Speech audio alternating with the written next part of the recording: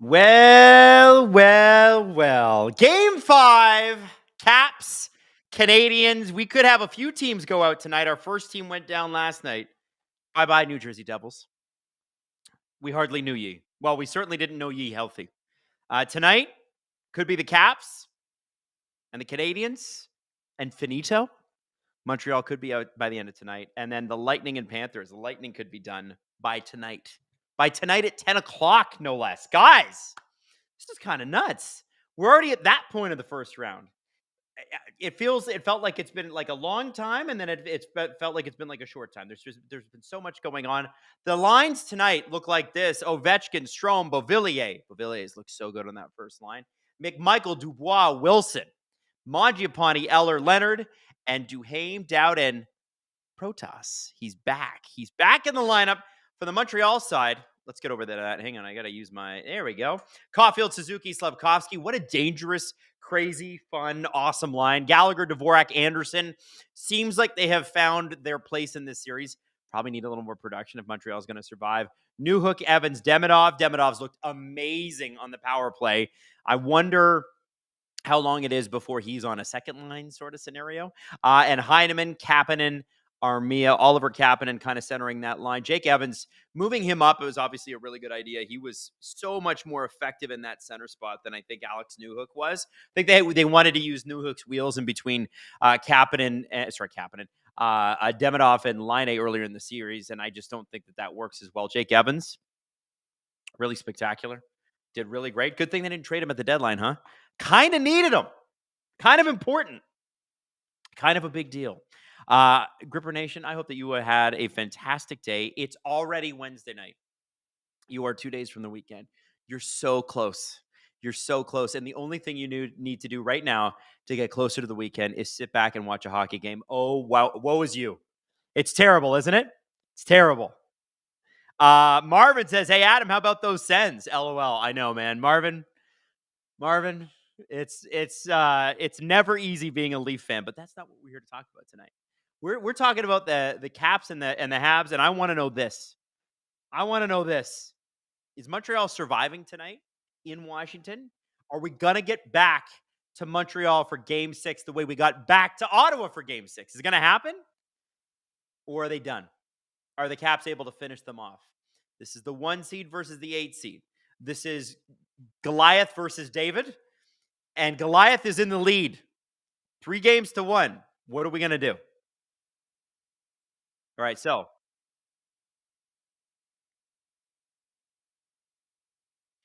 Hayden says death, taxes, and Adam watching the national anthems. Boy, these are boring. I can't pretend that I get that excited. However, national anthems during playoff games are so much better than regular season ones. I'll give you that. Anybody that makes that argument, I will listen to that argument. Guys in the chat so far are looking like, who you got, chat? Habs or Caps? It's about 60-40 at the moment. Make sure you get your vote in. Adam Bull, when are you dropping the podcast? Pretty soon. If you were a member of STP VIP ad-free, you would have gotten it already. It's up. All you have to do, sign up for STP VIP ad-free. Simple. MT, how Steve, that live stream got uncomfortable there at the end. Steve's fine. His voice was shot, though. Like, he was raspy today. Sounded like an old blues singer. But yeah, he's fine. He'll be fine until tomorrow. Then he won't be fine again. We'll see what they can do. Who's got the first goal? Michael Lynn Jr. says it's going to be Ovechkin. Who's got the first goal, and what's your score prediction, guys? That's what I want to see in the chat. 23, Neo. What up, my boy? What up, 23rd Neo? Gerby says, I've heard the word vote too much this week. I'm sorry. I just simply can't do it. Yeah, you know what? That's true. There's been a lot of voting lately.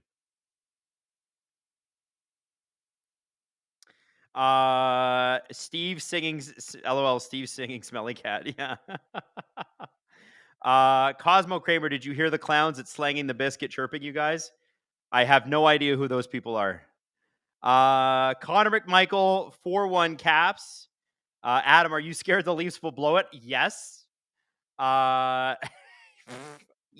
I'm a Leafs fan. Jesse Stevens, I think Suzuki gets the first goal. Brian Cole, when's the podcast dropping? I need to see Steve crashing out.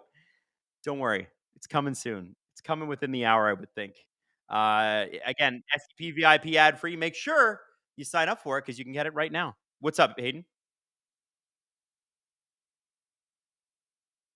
Oh, yeah? Okay. One of our intermission clips is going to be the best of Steve Dangle from last night. So if you're looking for Crash Out, you're going to get it. You're going to get it.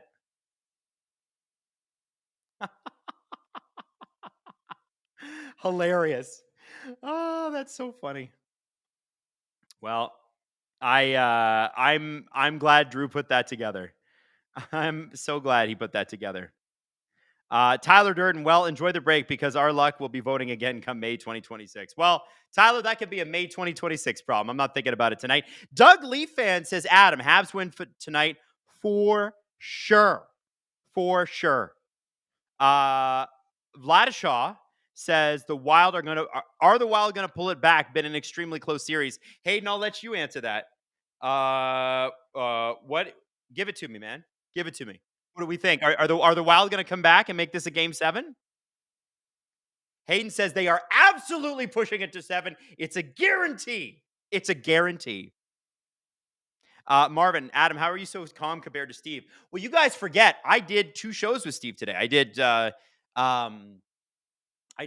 Steve Dangle podcast, and then I did VIP, and then I did Agent Provocateur, and then I did Nailing the Apex, and now I'm here with you. It's been a busy day, a lot of shows, so I am calm. And I think, honestly, I raged a little on Twitter last night. I even tweeted out a picture of Pierre Polyev because I just kind of thought it was funny. Like, one team in blue and white blowing a big lead, another one about to. Kind of, whatever your political persuasions, I thought it was kind of funny. I think ultimately, listen, I look at the Leafs as a team that is immensely talented and immensely full of demons. And James Myrtle had a hilarious article today. He's like, "Hey, man, here's a great way to look at it. Even if they do get through the first round, it's playing like this. There's no way they get past Florida. So who cares?" Like, oh, great, awesome. Awesome. All right, the game has started, guys. Very, very excited for this one. I want to see how Montreal comes out. Caden Gooley, big hit behind the net there already. Caps kind of start the game on the offensive zone side, which obviously that's what you want. That's what you want. Tyler Durden, but don't you want Chuck Bowl in the second round? Absolutely not. They can have Chuck Bowl, Chuck Bowl another year. I want Leafs in the Stanley Cup Finals. They need to play better than that, though. McMichael shot. Mangiapane already out there. David Talbot, go at him. Feeling the energy tonight. Yeah, David. Let's see what the Montreal Canadiens can do. Again, house money team, man. They can't lose, even when they do lose. And I think, the fact that they were leading the game up until a few minutes left the other day, it really does say something, man. Really does.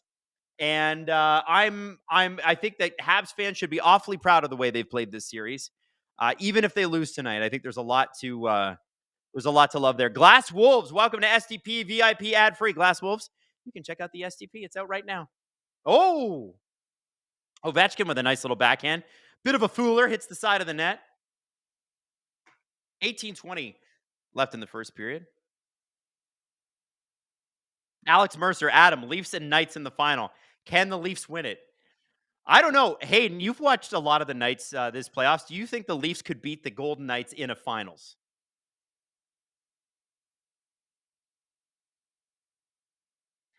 If the Leafs played Vegas or Minnesota in the first round, the Leafs would be swept by now, is what he said. That is a take, Hayden. You might not be wrong. It's a take. Oh, what a shot. Good shot by Oliver Kapanen. I'm wondering how spicy today's game is going to be because obviously Montreal can't afford to get too crazy. They're in an elimination game. Does that mean the Caps can kind of dominate them physically a little bit more because you'd be afraid to start anything lest you be penalized? By the way, Arbor Xhekaj is playing tonight. I think that's notable. I thought he was only going to get into home games, but he is playing with Savard. and he brings that element of toughness they lacked in the first 2 games. They were getting bullied, man, and, I guess he's played well enough to stay. I mean, the guy's playing like 10 minutes a night. That's pretty good for your 6th defenseman.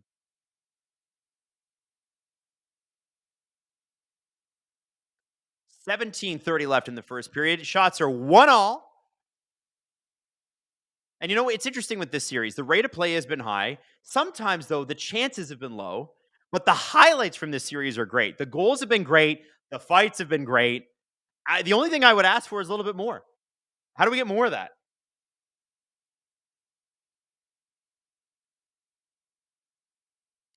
The one and only CT23. Welcome to SDP VIP. Yes, buddy. Love it. Lipstick attack. Somehow forgot to hit like. My apologies. You know what? I can forgive that. I appreciate you bringing it up. I don't think we're doing well in the likes department here. I think we could do a little better. Oh, here comes the Caps. TBR. Oh. And I think he shot it wide. Oh, what a bummer. What a bummer. That would a TBR breakaway goal would be. Listen, I'm down.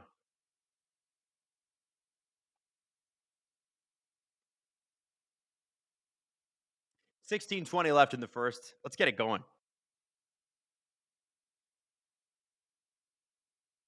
Ovi at the blue line. Can't get it going on.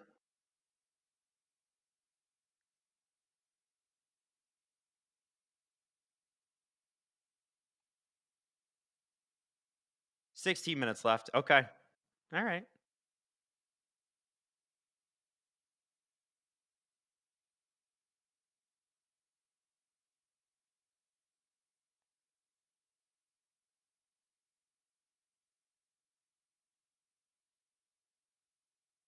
Dobish has looked solid, eh? He's looked good. I have to give him credit, man.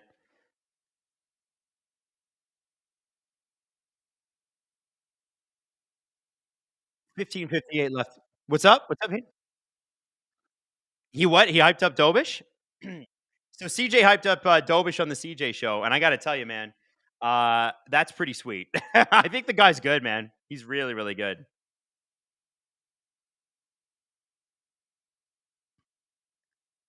Oh, big hit by Wilson. They're showing the Wilson hit comp.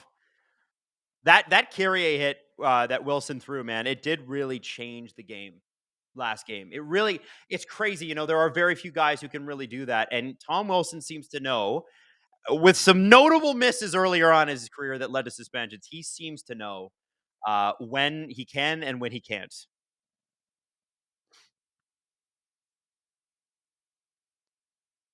He did have some pretty big suspensions. Let's be honest. You guys remember that Oscar Sundquist hit? Yikes!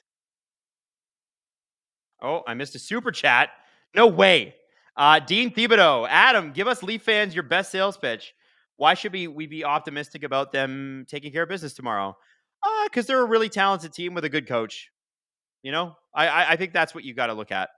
Um, Again, I'm going to try to keep it as much Habs Caps as I can, but I'll tell you, they're still up 3-2. They're still very, very talented, and there's time. There's time. Doug Lee fan, tell Drew the only 8 for the Avs is Ozilich. I will let him know, Doug. Shayla, my Shayla. I need the STP to drop. Please, Adam. You got to speak to Jesse. Jesse's the one holding it back. Francois Lebel, this season was a great leap. Next season, they'll be getting into the hard parts of rebuilds. People will start expecting more. Habs management won't be able to do it through prospects and picks only. Well, Francois, it's great that the cap happens to be rising at this point. I think that's pretty solid. The other thing is you're talking like this season's over. Maybe this season isn't over yet. They got 3.5 periods to go, at least. At least. And so far, they've done a good job. Both sides kind of limiting themselves to nothing. Not much going on here.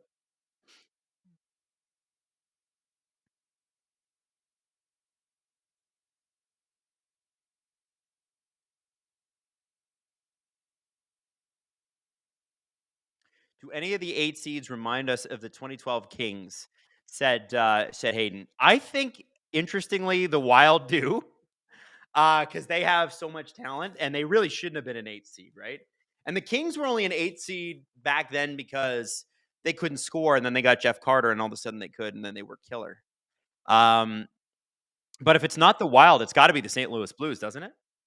I don't know if the Blues are a Stanley Cup team, but they've come roaring back in that series, and Connor Hellebuck looks like playoff Connor Hellebuck. Francois Lebel says, "Yeah, go Habs, go." That's right. You got to be optimistic. Got to be optimistic.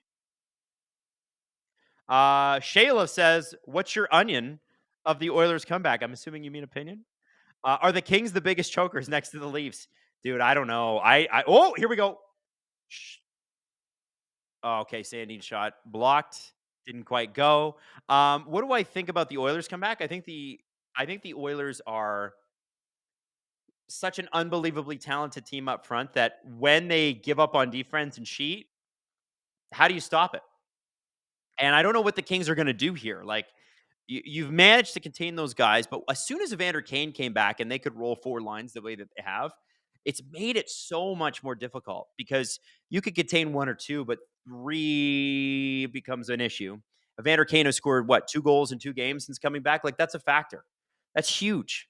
Or is it 2 goals in 3 games? I can't remember if he came back in game 3 or game 4. Either way, it doesn't matter.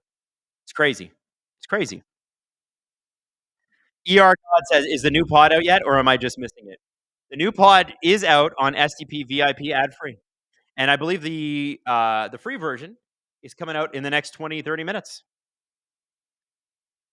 Shayla says, "No, I meant onion." Okay, what's my onion on the Oilers? It's a tough one. I'm gonna have to think about it. 14:09 left in the first period. 4 shots Montreal, 1 shot Caps. It's kind of funny. It doesn't look even in the shots department because it's not. Oh my goodness, Logan Thompson almost gave that puck away. Almost, if you're a goaltender, 10 the goal, but he's able to get back in a position. I think a backhander that it's just a bouncing puck. Gallagher, that's probably his best chance to score all series. Unreal, man. Unreal.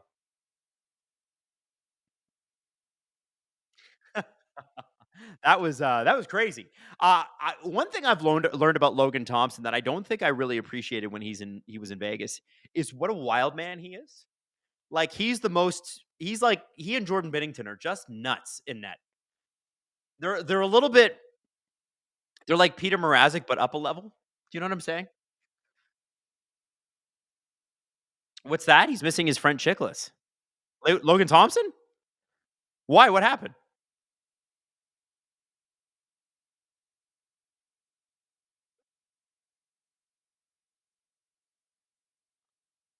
When? Wow. So Logan Thompson is missing teeth because when he was 16, he took his mouth guard out of his mouth to just take a breather, and a puck hit him in the mouth.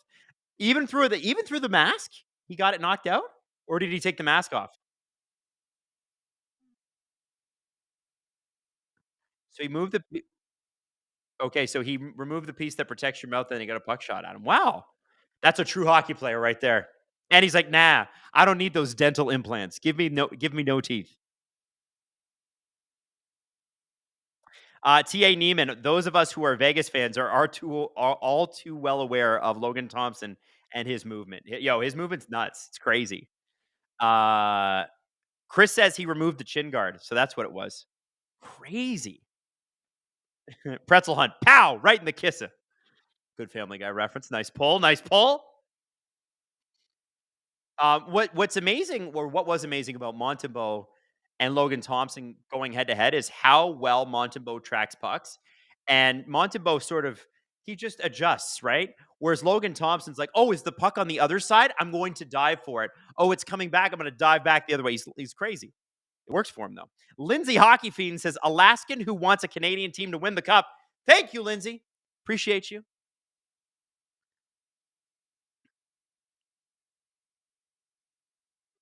T.A. Neiman, isn't that line from Honeymooners? Family Guy took it from that. Oh, I didn't.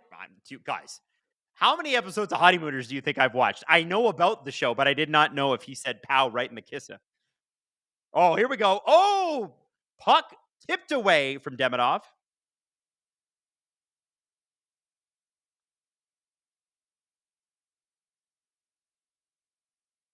Wow. Robert Smith says, "I would love to see another game after this of this series." Oh, you'd like to see more of this series? There's been good moments in this series. I think. Oh, Dowd with a great poke check there on Demidov. Yeah, I mean, listen, the series has had good moments, like really good moments, but the highs have been super high, the lows have been super low. As in, like a little bit of a. There have been times where I could just yak through an entire period and nothing happens.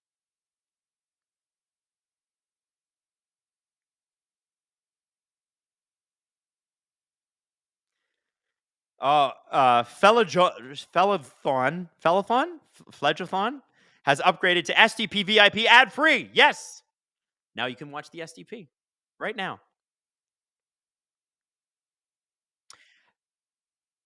SDPN chat asking who will score first, Washington or Montreal? Guys, I'm going to go Washington.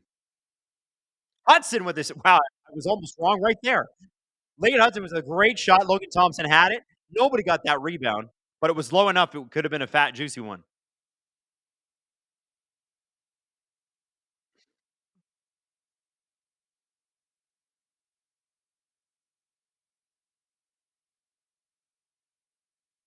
Here comes McMichael.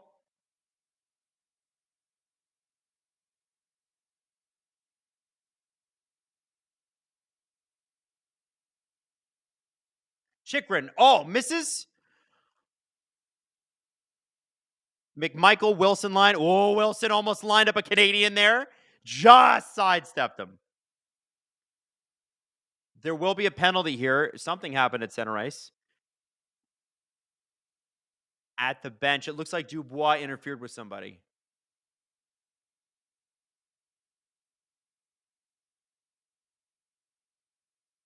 Carberry's mad. He's like, what did he effing do? F me. Not a hard guy to read lips on. He's mad. He's mad. Oh, yeah, that was stupid. Yeah, Dubois didn't need to do that. That's a penalty. I understand why Carberry's upset because he's in the game, but let's look at this with cooler heads. He didn't need to hit Demidov like that.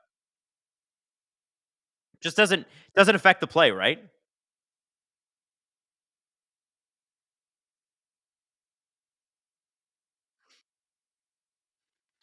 Ardarsh Sant, welcome to STP VIP. Adarsh, we're so excited to have you. Puck gets out,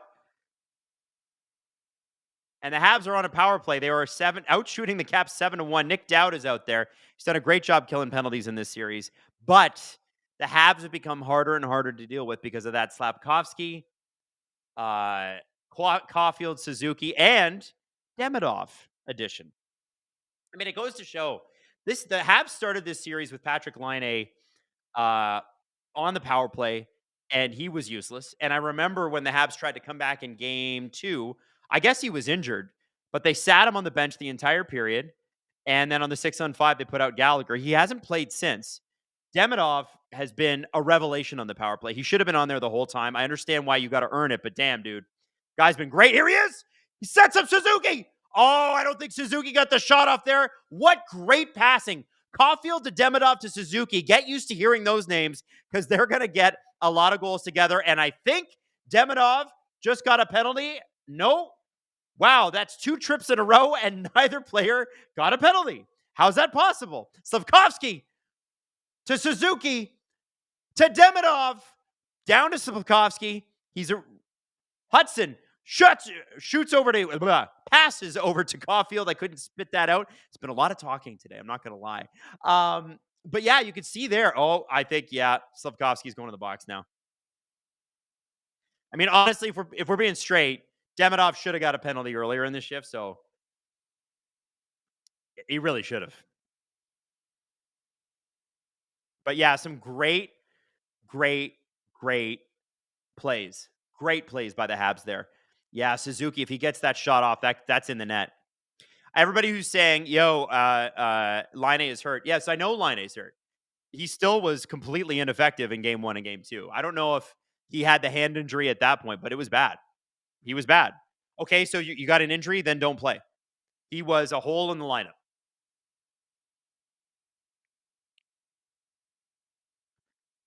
So that's weird. I thought Demonov's hook on whoever the cap was in his own zone was way closer to what a penalty looks like than what happened with Duhaime there. Jimmy Stew, new STP podcast for today. Did they upload it? Adam, yes, there is a new STP today. It's on its way. And the VIP ad free version, if you want to be a VIP ad free person, is available. It's up for you right now. You've got an injury, then don't play Adam. You know that's not the culture. I know. So then it's on the head coach after game one to go, wow, Line was bad tonight. And he was when they lost it in overtime and he caused the loss. And I'm not trying to be mean to Patrick Line. It's like, dude, you're clearly not good to go. And look at how the Habs have been since they finally said, Patrick, you're not playing anymore. So much better. Tell me I'm wrong on that.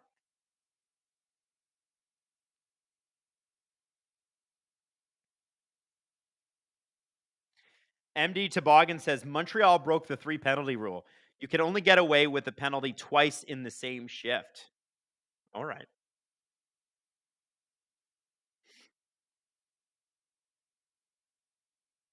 Francois Labelle, you should get a microwave coffee, Adam. I actually have one waiting for me.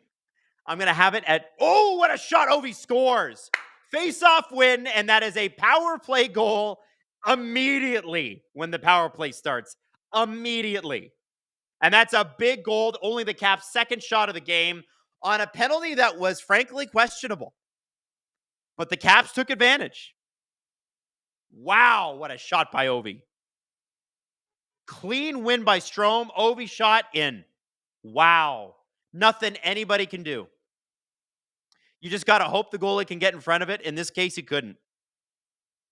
This is why the Caps are so good. It's crazy. Carberry's less mad now. Man, Ovi is such a freaking beast. Okay, I got to know. Hold on. Hey, Hayden, do me a favor. Is that Ovi's third goal of the series or his fourth?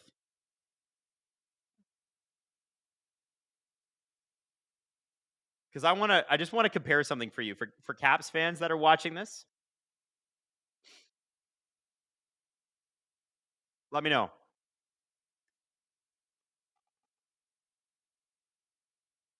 Because I have something I gotta make it about the Leafs for a second. I think that's his fourth. Okay. I just want you guys to know something. Alexander Ovechkin has 4 goals. Matthews, Marner, Nylander, all together, have 3. Ovi has more goals than Matthews, Marner, and Nylander. Listen, I hate to make it about the Leafs, but that kind of sucks, right? Tavares has 3. And listen, Matthews, Marner, Nylander all have 6, 5, and 5 in terms of assists. We need him to score some goals. It's a crazy stat.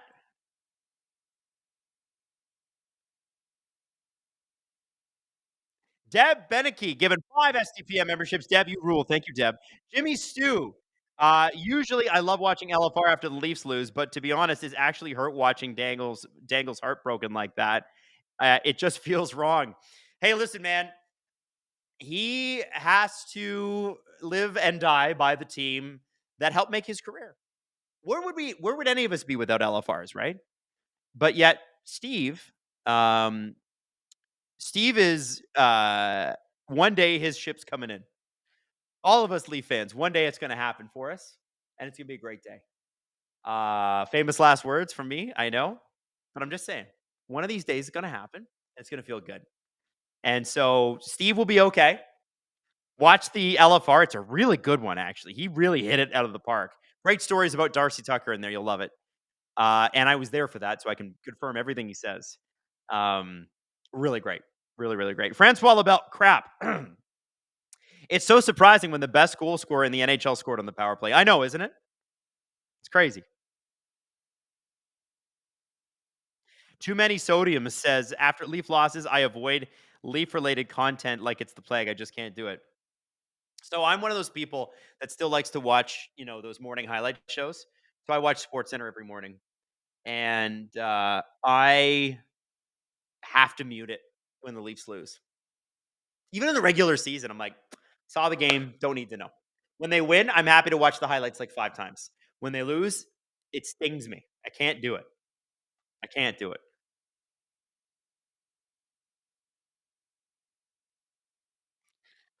I don't know if you guys are the same. Have fans, Caps fans. I just can't. I don't want a replay of watching my team lose.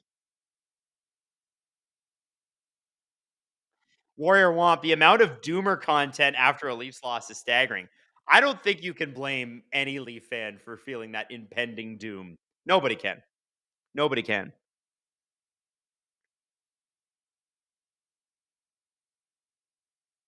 The irony of Steve telling other fans to chill out after one loss in the podcast, but then there's him after the second. It's just Julia said that. Hey, Julia, you know, and I know that there is the Leafs and then there's everyone else. The Leafs have the longest playoff streak, active playoff streak in the NHL right now. And they have one series win over that playoff streak. One. Like, you can't tell me it's the same. It's not the same. The Habs were bad, and then they went to the Cup final, and then they were bad again, and they're in the playoffs again over that time. The Habs made the playoffs like 3 or 4 times during that entire run, or the run so far, and they've made the finals. The finals. The Caps have won the Cup. It's crazy, guys. It's so nuts.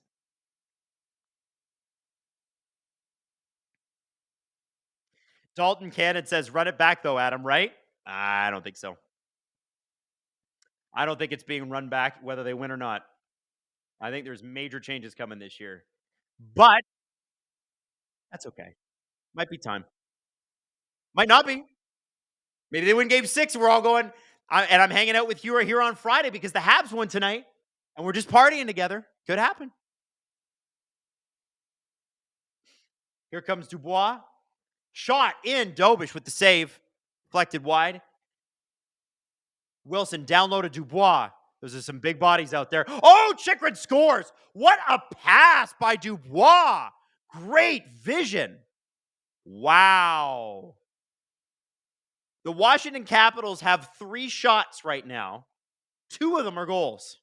And none of them are Dobish's fault, really. Oh, I guess they've got 4 shots now. The shot counter changed it. Dobish has been great since coming in. Today, I don't know what he could do about either of these goals. Look at Dubois' vision.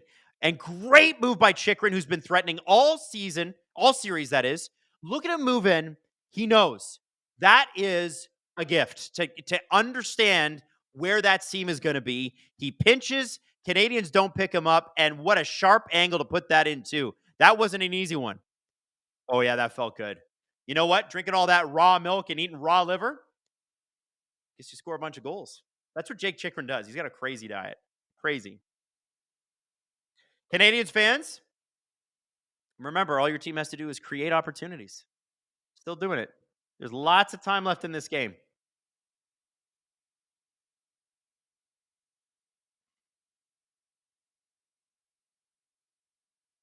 Cosmo Kramer, this is 2010 redemption for the Caps. Halak who?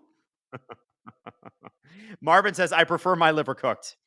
I had liver once and I was like, it's not for me. I prefer my liver inside my body.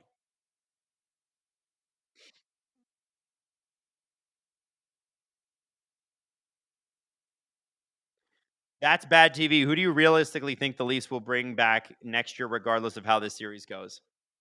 Whether they win or lose this series, I think the 2 big question marks have got to be Tavares and Marner.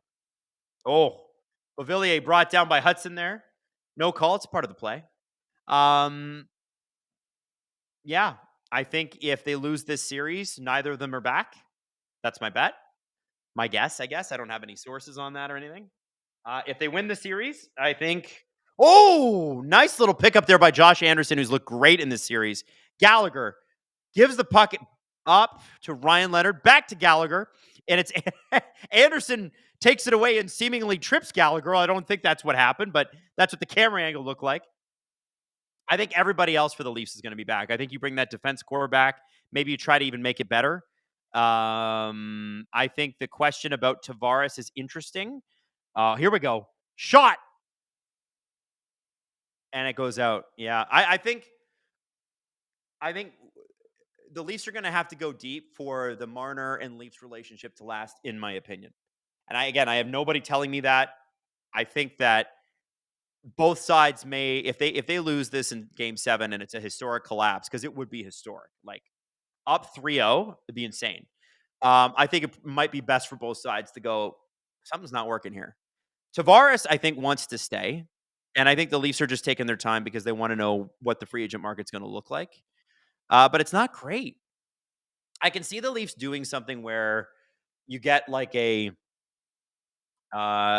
short term center. Like I think if you lose Marner, the smart thing for the Leafs to do is to maybe have a down season next year.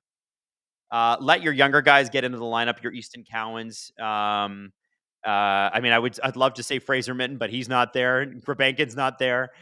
Danford's going to play in the OHL. That Hames kid that they signed out of NCAA, maybe he gets some time. And then you go after Connor McDavid in 2026 if he's available. And he might not be, but I think you got to do that. Tyler McLaughlin, Adam, when did the goalpost move from winning a series in 5 games? I don't think the goalposts have moved. I think that Leaf fans are right to be objectively terrified. It's not that they lost, guys. It's how. If you're a Canadiens fan and you're a Caps fan, you saw your team play the way the Leafs did last night, you would be freaked out too. It was bad. And I think they would admit that if you gave them some truth serum. Doesn't mean tomorrow's going to be bad. They're going to be fine. They got a lot of guys on this team, too, that have been to the finals. You know, you've got OEL Stallers and Lorenz Alone, who won it last year. Tanev's been deep in the playoffs multiple times. Carlo with the Bruins year after year after year, at least in the second round, because they always beat the Leafs. I mean, like, I think you got a lot of guys who are cool as a cucumber right now, been in this position. They'll figure it out. I just need the Stars to score some goals. And they got to fix the third line. Now, what's going to be interesting in this game is how the Montreal Canadiens respond. Not necessarily in this period, but if you're Marty St. Louis, so there's 6:36 left in the first, you got to start to think about, what am I going to say to the guys about this period? And I feel like the only thing he can and should do is tell them how great they've been. They came out, they brought the energy, they had a good power play. Nick Suzuki literally was an inch away from scoring. Oh, here we go. Oh, what a save. Dobish! What a save on Tom Wilson. The Caps are really working that cross crease pass, and Dobish read that perfectly. Wilson's pretending like it's no big deal, but boy, that was a highlight reel, unbelievable save. Wow. Big boy. The comments section is saying Dobish might have saved the season there. That is saving the season material. You cannot go into the first intermission down 3-0. Wow, baby. Wow. Now, the Caps still do have a offensive zone faceoff here, but it is the fourth line. So you're not worried about any OV one-timers, and the Canadiens win the draw. And something happened, and they've blown the play day.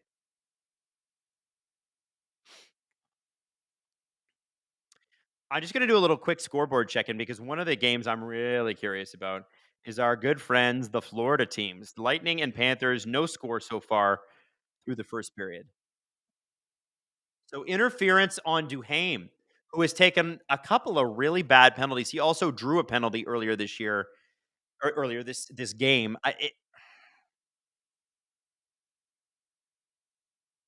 The ref's telling him. The ref's telling him, you better knock it off. He almost gave it an unsportsmanlike. Duhaime said, I'm sorry. I think it's because he banged the glass. You're not supposed to do that.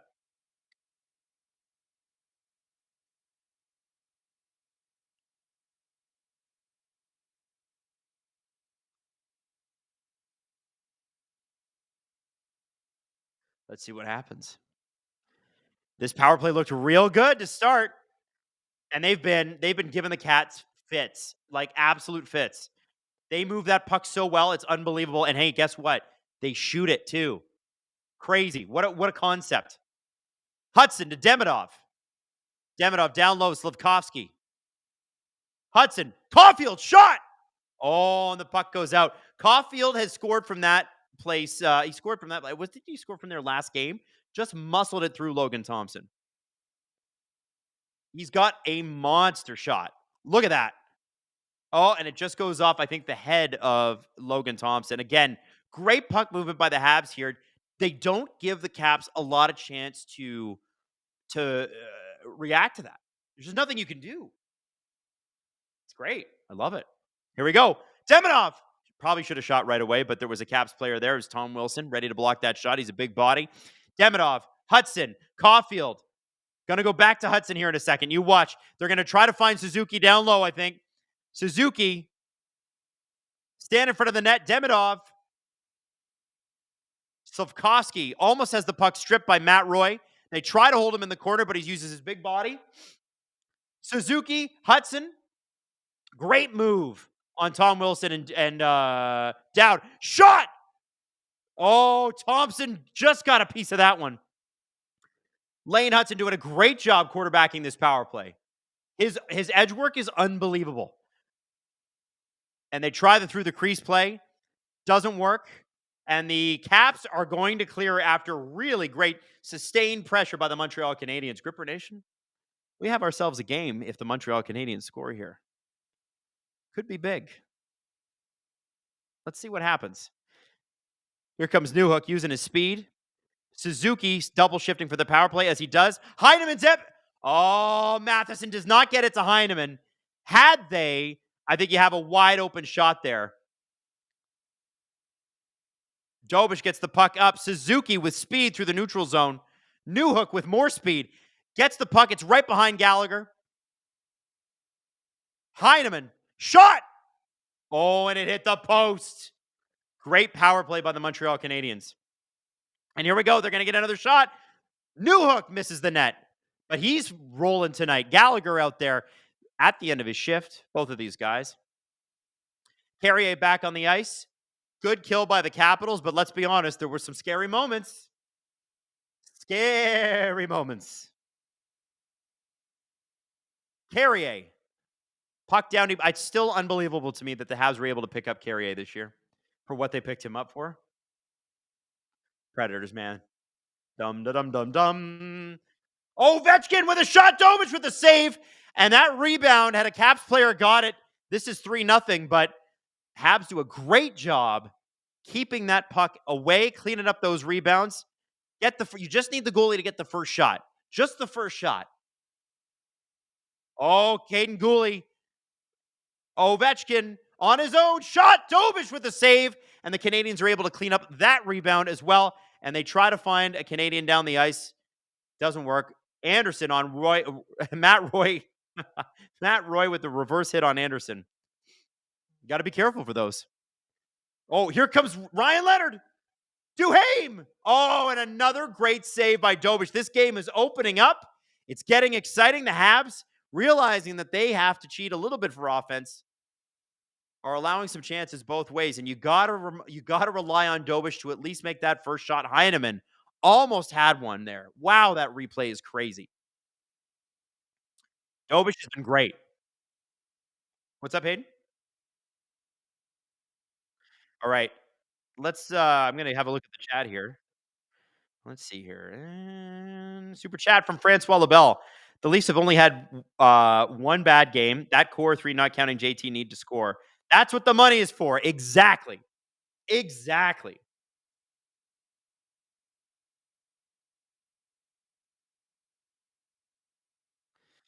Silent Rob 1192. I really love that Ryan Leonard doesn't back down from anyone. Caps have a hell of a player if he figures it out. I think he'll figure it out, man. Here's the thing with the Caps. We keep saying it. They are a team. They were in Montreal's spot literally last year. They were the 8th seed last season, and they got swept by the Rangers. This season, they found the projects.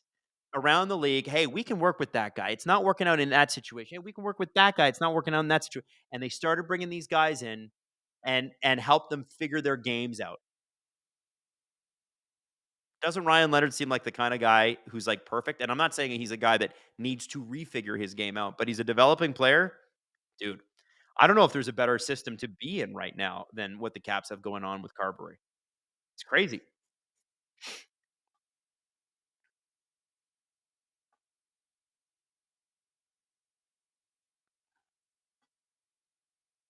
Okay, kids, the SDP is out for all of you asking.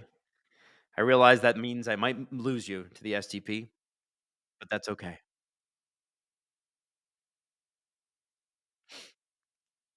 Puck Pittsburgh says Habs are better this year than the Caps were last year at IMO. No question. No question. But it just kind of goes to show that if you do the right things and you find the right opportunities and you have the right system, you are absolutely going to be able to turn it around quickly. And the Caps did that. Adam, will you switch to the Oilers? Probably. Probably. Um, Probably. We'll see what happens. I'm gonna do a non-Steve night. That's what I'm trying to do. I'm trying to do it opposite nights. So I got to figure that out. Justin Fisher in the chat asking where all the likes are. Guys, can you drop a like? Chat, can we get a like spike? Can we smash that like button?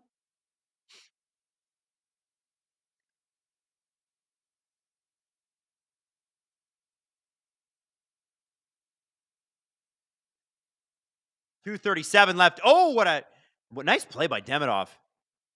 Just all on his own. This guy is finding his confidence at the NHL level in the playoffs.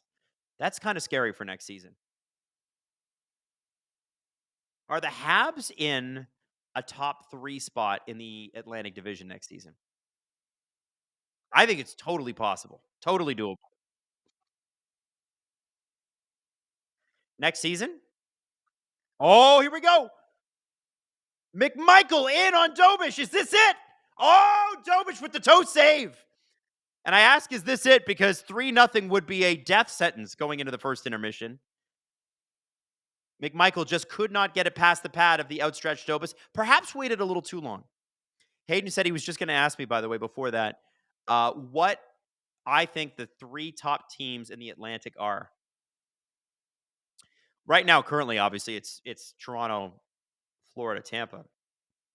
I don't think the Panthers are about to fall anytime soon. Toronto could be for some big changes and maybe a regression next season, especially if they lose Marner. Tampa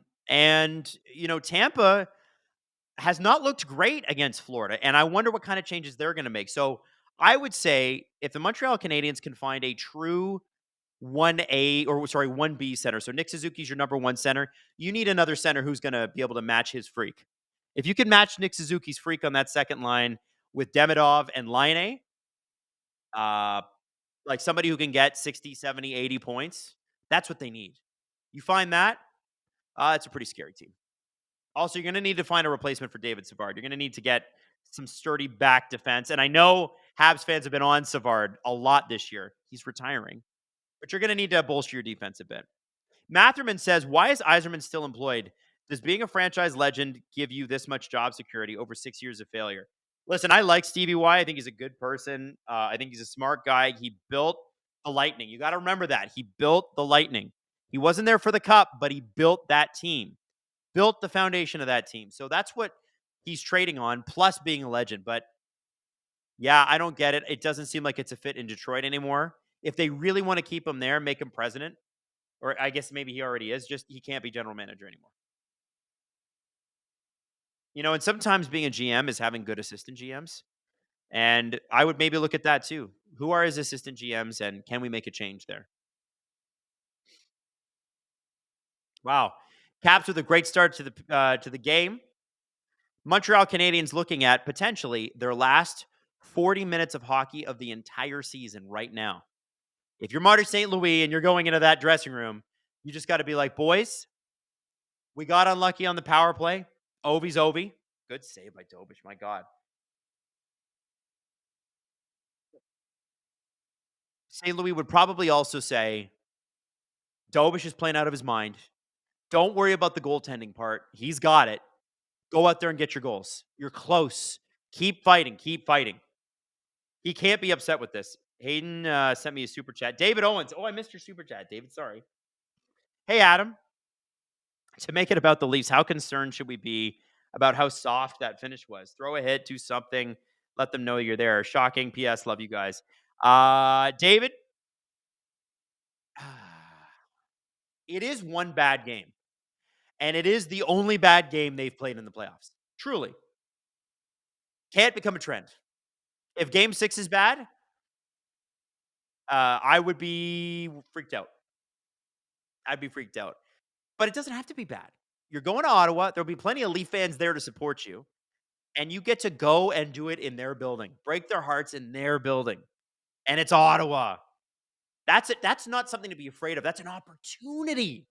That's exciting. It's how the Habs should be looking at tonight. Let's stop the Caps from doing this. Let's let them start to worry and to think and to doubt and all the things that sort of creep in when you're lying in bed at night and your head starts to race and you can't get to sleep.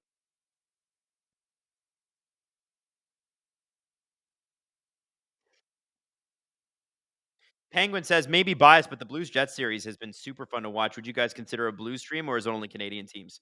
I would absolutely consider a Blues stream. The only reason I would pick the Oilers over the Blues is because the Oilers went to the Stanley Cup Finals last year. And so for me, I'm going for a team like I picked an early series rather than a Western Conference series to start. Because I was gonna go Oilers, but I was worried about it being on the same night as the Leafs and us not having streams every night. But again, I did a lot of Edmonton Oilers streams last year, so I know the team perhaps better than I would know the Blues and Jets. Like I know them pretty well, but I also would say um, when you have a team that went to Game 7 of the Stanley Cup Finals, that's why we would pick that one. I don't know. I don't know. I mean, listen, the Blues and Jets are playing tonight, so if we got to switch gears, we can do that. Looking at tomorrow night, Senators, Leafs, Golden Knights, Wild. Oh, Hayden, 7:30, Golden Knights, Wild. Oh boy. Stars, Avalanche, Kings, Oilers. What's that, Hayden? Yeah, Hayden says at least I don't have to stay up till 2 a.m. You know what? The Friday night series, the Blues and Jets might be the only series available, guys. Like if I'm looking at this, the Panthers, by the way, and the Lightning have each scored. I'm going to pull that up and tell you who scored there. Looks like so. Gage Gonzalez. I can't say his last name to save my life. Goncalves. Goncalves. He scored early. Carter Verhaeghe scored his second goal of the series on the power play at 5:21. So they're all knotted up at 1. If that series is available Friday for us to do, I think we have to do the Panthers Lightning. If the Canadians go out tonight, if and it's only because that's a crazy ass series. We could do a double stream Friday night. Like Hayden and I could maybe we do a 6-hour stream. Do we do a long stream? Do we do something crazy?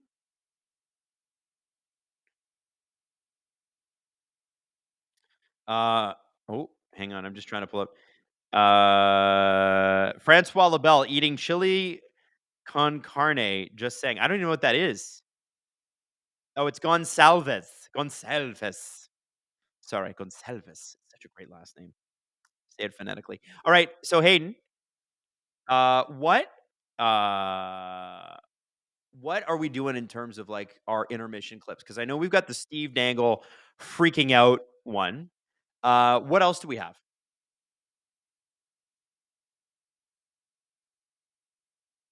Okay, so we've also got big dubs to play.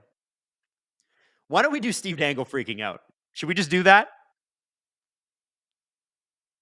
All right. Here's Steve Dangle freaking out. How long is this one? 11 minutes of Steve Dangle freaking out coming at you right now. Julian said this arena isn't as loud as game 1. Fans are nervous already. Yap, yap, yap. You know what? I look forward to Julian's coverage of Sen's locker room cleanup on the CJ show. That's what I'm looking forward to. Matthews. Sens have it at the point. They put it on. They score! The Ottawa Senators get the first goal of this game. Thomas Chabot looked like it deflected off something, but it's 1-0 Sens on just their fourth or fifth shot on goal. Leafs out shooting the Sens into oblivion, and it doesn't matter. The Sens have the 1-0 lead. Matthews lost the draw there. Chabot floats it on. That might not have hit anyone. It might have hit Matthews. Oh, boy. Oh, I think it hit Stolarz at the end. He gets a piece of it with his shoulder. Not an awesome goal, and it's 1-0 Sens. Ottawa dumps it into the Leaf zone, right on to Stolarz. Stolarz hard up the ice. Who does he see? He sees Lorentz. He's got Yarncroke. Lorentz, shoot it! Oh, he's taken down. How is that not a call? Oh, you gotta shoot that. Him and Clevin have battled this series. Lorentz in front. Oh, shot! Where is it? That was Marner. It's in the corner. He has it. Don't lose it. What are you doing? He loses the zone, coughs it up, and that's a penalty, absolutely. He was literally jujitsu'd to the ice. This is a gift. Like, that was a really... Marner, I thought, completely misplayed that puck. He was forced to the blue line, loses the zone, and then coughs it up. He had already coughed it up when Ridley Gregg wrapped himself around Marner and took him down to the ice. That's a bad penalty for Ridley Gregg to take. He is a penalty killer. That's his second penalty of the game. The last time he took a penalty, the Leafs got 5 shots in a minute. Nyes took the slashing call. That's what ended the power play. They can do this. They can score here. Shoots! That's into the corner off a block. Nice. Finds Matthews. Matthews cannot get it to Marner, and this is going to be a 2-on-1 for the Sens. Gaudette. He has Cousins with him. Cousins scores! No! The Sens score their second shorthanded goal of the series, and the Leafs are down 2-0 in an elimination game on home ice with a gift of a power play. A frigging gift of a power play. You guys are catastrophic.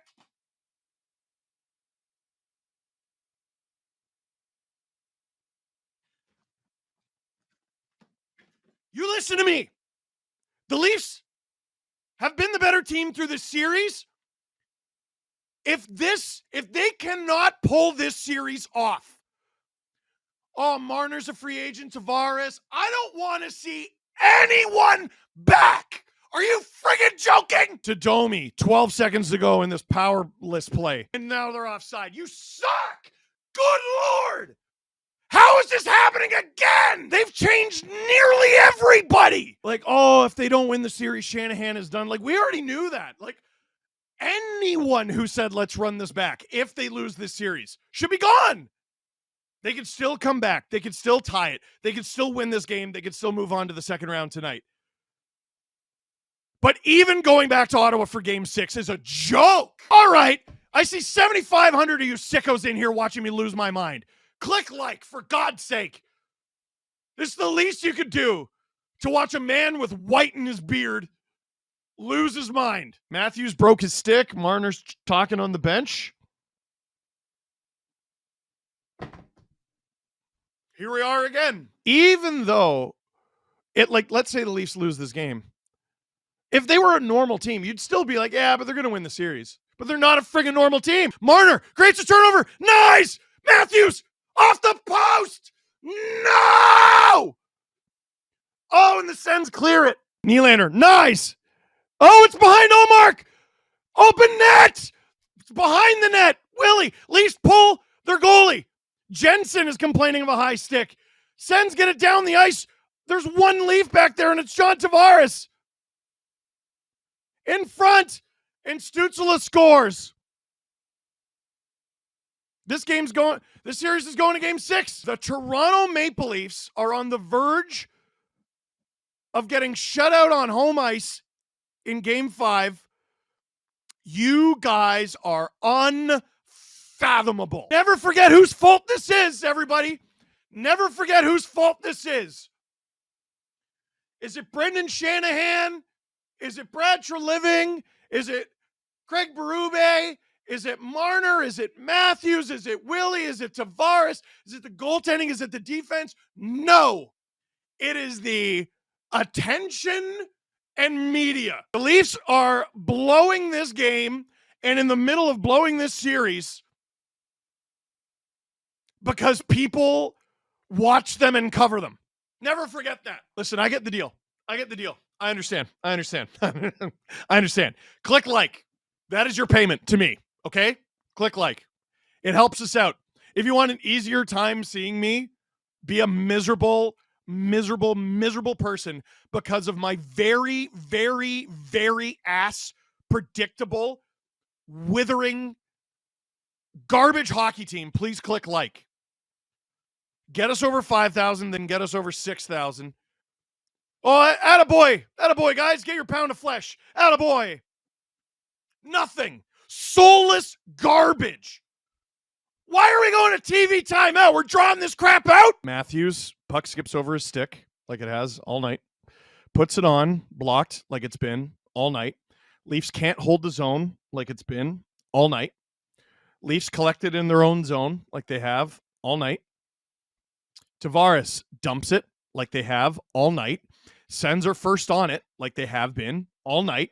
Sens clear it like they have all night. Holy shit, you guys suck.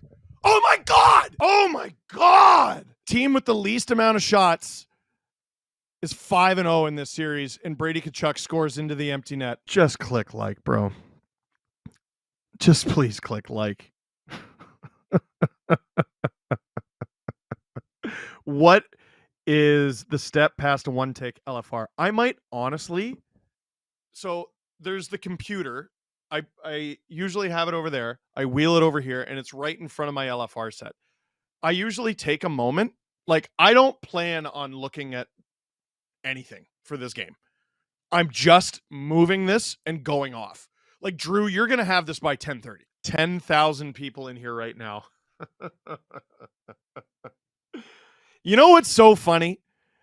When the Leafs lost game 4, that was my poorest performing LFR of the series. And I think it's because Leaf fans were nervous and the Schadenfreude had not set in yet. No one was like, the Leafs are cooked. That's what everyone's thinking right now is Leafs are cooked. That's why 10,000 people are in here. Win game 4 by the skin of their teeth in overtime.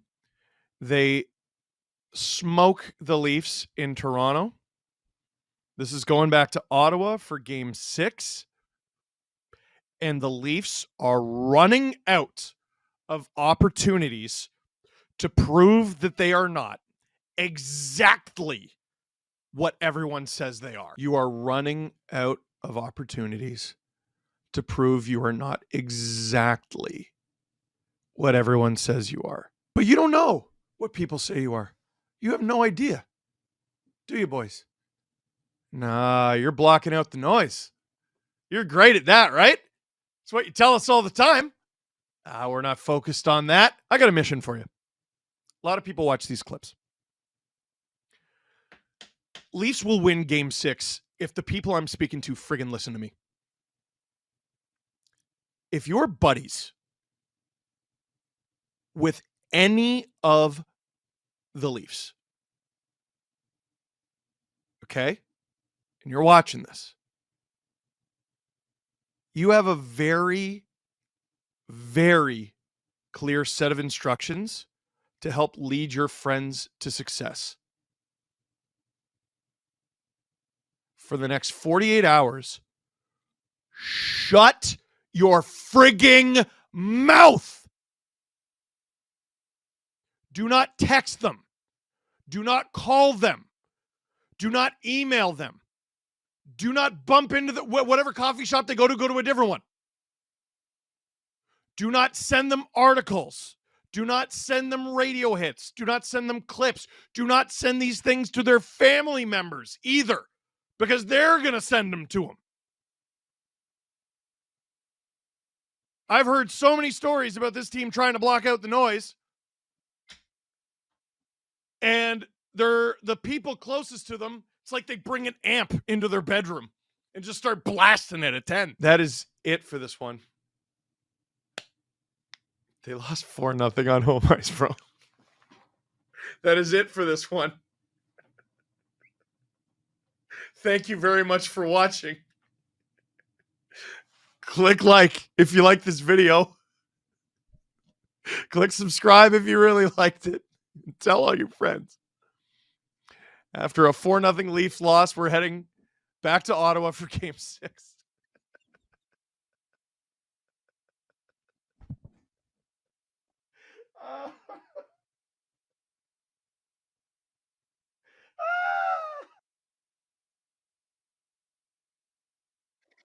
Did you guys enjoy the Steve Dangle freak out? I would really like the Leafs to win tomorrow night. Like I really would. It would just be cool. It would just be cool. Yeah. That's all we want. Everybody's like, fans in Toronto is so hard. It's like, well, we're hard because we're sad. Maybe hurt people, right? Oh, oh. David Owen, shout out to the SDPN mods taking care of us, keeping the boys on track. Bunch of beauties. Yeah, the mods are pretty sweet. We got great production staff here at SDPN. We got great mods. Hayden, Robert, Justin. I don't even know who is on the chat tonight. Hayden, is it Robert or is it Justin? I think it's Robert.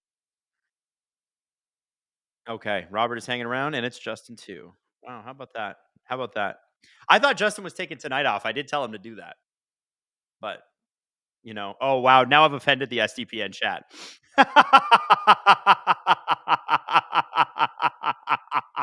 It will. Sorry, Justin. Oh no, the chat's freaking out. Listen. Okay, here's my excuse. You ready? I did SDP today. I did SDP VIP today. I did Nail in the Apex today. I did Agent Provocateur today. I had half an hour to eat dinner, which was sushi. A succulent sushi meal. And then I just jumped into this. So, Justin, it really is because I was deep in my own shit. It has nothing to do with you or my love for you, sir. Nothing. I feel like I've just made a mortal enemy out of my own mod. And it all came from a compliment from Dave Owens. Doug Lee fan, is there going to be a Spark trivia game tonight? No, there is not. Silence Averted said, sounds like you need to stream the Jets and Blues after this game. Honestly, I think it would be fun, but I might die. I might die. Yeah. Justice for Justin, Brent's Hockey Network. 1950 left in the second. We got a second period underway. Can the Montreal Canadiens score early? Because they're going to need to get back in this game. And the Capitals are going to the box. So this is giving the Montreal Canadiens a good opportunity to do that. High sticking. Is it a... Wait. No. It's just a high stick. It's not a penalty, is it? Demidov's going off, so I'm assuming not. But the big boys are out there. Marty St. Louis getting his offensive zone face off. And all those guys, Suzuki, Caulfield, Slafkovsky, Hudson, they're all there. And they're all under the age of 25. Don't forget about Gooley. It's kind of crazy, isn't it? These guys. That's got to be so cool, too, by the way. Imagine you're on a team with all your buddies. You're under the age of 25 and you're in the playoffs. That's got to be so unbelievably sick. I say that as a 37-year-old man with a 6-year-old. I'm married and super uncool. But I'm just telling you, that'd be a neat way to spend your early 20s. Oh my God. Dobish made a save on his own defenseman there who went flying. I feel like that was Gooley. Oh, no, it was Suzuki. Oh, boy. He crushed the post.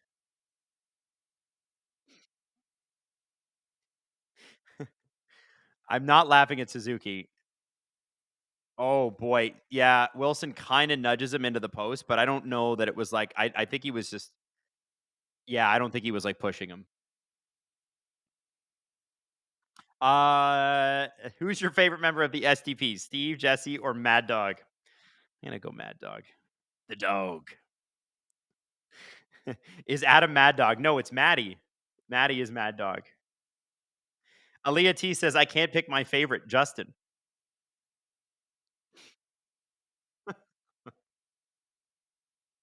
All right, here we go. 1913 left in the second. I'm going to give you guys a clap so we can align streams. Here comes Duhaime. Boom. Evans wins the faceoff draw to Matheson.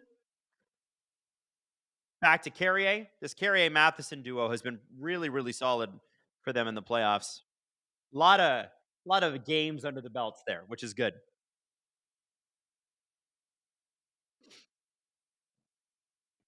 Oh, here comes Dowd. Oh, what a save by Dobish. Great move by Dowd around the defenseman there.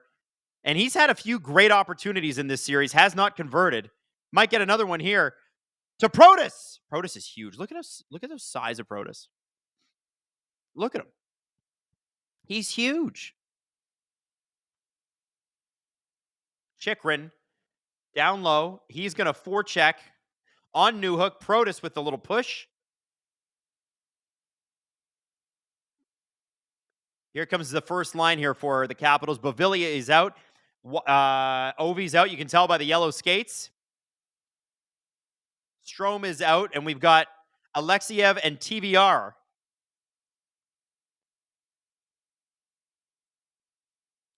Cassie says, even if Adam doesn't appreciate you, the chat does, Justin. I appreciate Justin. 17:53 left in the second.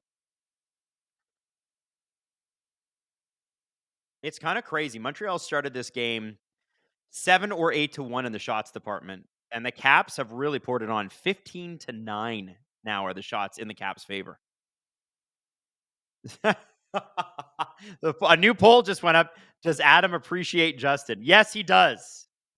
What do you mean 62% of you are saying he doesn't? Stop it. I appreciate Justin so much. Oh, what a save off of Gallagher. Logan Thompson gets the pad down. Great play behind the net there. I think that was Dvorak that got it to him. The second lines look strong for the Montreal Canadiens at points in this series. Josh Anderson's been a real physical force. Gallagher's turned back the clock. Haven't done a ton of scoring, though. Would like to see some numbers there. Caulfield tries to get it across. Is Caulfield able to keep that in? Yes, he is. Put it around Eller. Eller picks it up. Bavillier. Eller puts it deep. All right. 16:32 left in the period. Let's see how I want to have a look at the Tampa Bay game here. See how the Panthers and the Lightning are doing. And they're tied at 2s going into intermission. Anton Lundell and Nick Paul both with goals. Gage Gonzalez and Carter Verhaeghe had 2 goals to start the period. So very, very even. Remember, Tampa, like Montreal, fighting for their life tonight. This could be it. 16 minutes left to go in the second period.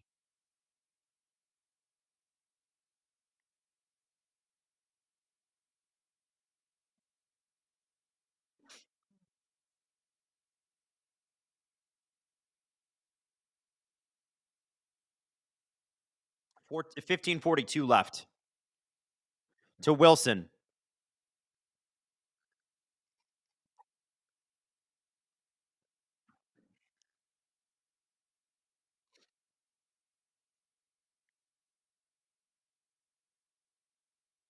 Hayden's got a 2-part question. Go ahead, Hayden.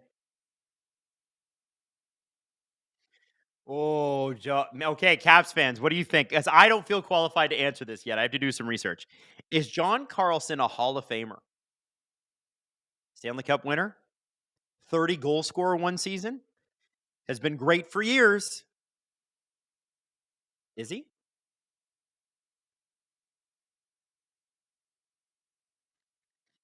And second question is Nick Backstrom a first ballot Hall of Famer? What are I think so. I think so. Um, 1,000 points, 762 assists. Oh my god. I feel like he's a Hall of Famer minimum. First ballot, I don't know. There have been some weird guys that have gotten in. First ballot, I don't know. Not because he's not great, but because it's truly like the greatest players of all time. Looks like the Caps are going to the power play. It was a slash. Okay, here we go. Here we go, chat. Tell me. Backstrom, yes. I'm saying Backstrom first ballot Hall of Famer. Put Ovi and Backstrom in the Hall together. That'd be cool. Nick Backstrom absolutely deserves to be in the Hall of Fame. His Minnesota whisper. Oh, the forward. Yes, the forward, Nick Backstrom. Net from Present says, I think if you get 1,000 points, you're a Hall of Famer, but not first ballot, but still in. Yeah, I think so too. I think he's not first ballot, but I think he's in for sure. Mr. Zephyrman says, Backstrom, yes. Carlson, I'd say no. Jay Snow, how is McGillney not in the Hall of Fame? Still don't understand that one. The argument is that he wasn't the driving force on any of the teams that he won any games with. I don't know if that's a strong enough argument. And I don't know if that's necessarily true. The guy had a 70-goal year or something like that with Buffalo. I don't know what they're talking about. Yanaki Toronto. Adam, do you think the Leafs are going to play Patches tomorrow? Good question. No idea. No idea. Strome. Down the ice, Savard plays it. Here comes Carlson. Jay Snow, look at McGillney's numbers. Oh, no, you're preaching to the choir. I think McGillney, Leaf great McGillney. Oh, here comes Ovi. Good save by Dobish. Yeah. Dude, I think McGillney should have been in the Hall of Fame 5 years ago. If Pierre Turgeon's in the Hall of Fame, McGillney should be in the Hall of Fame. And let's not forget, McGillney came over when Russia was still the Soviet Union and at great personal risk. And he was the first Soviet player to come over and go, I'm not giving 50% of my earnings to the Soviet party. Like the Communist Party of Russia used to take 50% of all player earnings. So if you've watched the Slava Fetisov documentary about the Russian Five, they talk about that in it. And McGillney was like, I'm not doing that. I'm leaving. Like, there's something to be said for that. Oh, what a save by Thompson. Gooley set up perfectly by Jake Evans, shorthanded, and Logan Thompson shuts the door. That could have been the early-ish goal in this period that the Canadiens were looking for, but not to be. This power play has not been great. Francois LaBelle, when the Sens drafted Brady 4th overall, the Habs picked Kotkaniemi 3rd. I saw Montreal media member call K a Beliveau-like player. What copium? Well, obviously when you draft a player that high, you really hope for something great. And Kotkaniemi had great numbers coming out of junior. I think that the Canadiens at that time were a terrible development system.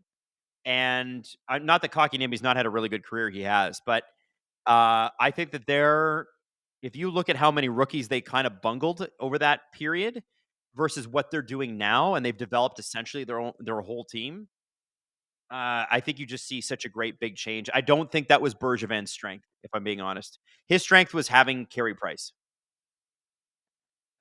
He couldn't find guys that could score a lot of points. He got Subban in the second round, and that wasn't even him. And they had these stars sort of built in, Gallagher and Pacioretty and these guys who could score 60 points a year and be solid as a rock and have essentially like roll 3 second lines. The Habs never had that high-end scoring talent in the 2010s, right? They were a 3 second line team. And that was effective, man. Look at the Blues. The Blues are like that this year. 2 second lines, 2 third lines.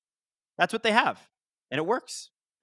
David Owens, I got to get back to work, but let's chat Drew and Stu live September soon, buddy. Maybe week 1. David, I would love that, buddy.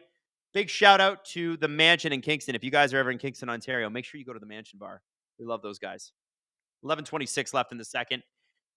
McMichael with a shot. Bit of a floater Dubois tried to redirect in front of Dobish. Nothing doing. Hudson, Caulfield, Suzuki away. Look at Caulfield. He shoots. Hudson does a great job in taking away Logan Thompson's eyes there, but puck goes over the net. Slavkovsky tries to get the puck down deep to Hudson. The pass misses him, rings around the boards, and Hudson is going to have to race for the puck again against Connor McMichael, who had some great opportunities early in this game, including a breakaway, which Doba saved with just his toebish. Hudson back with the puck. It's like glued to him. Arbor Xhekaj's out there with Lane Hudson and the first line for the Montreal Canadiens. Bit of a one of these things is not like the other situation, but I'm sure he'll take it. Slavkovsky, Caps player falls. Slavkovsky crossing the line.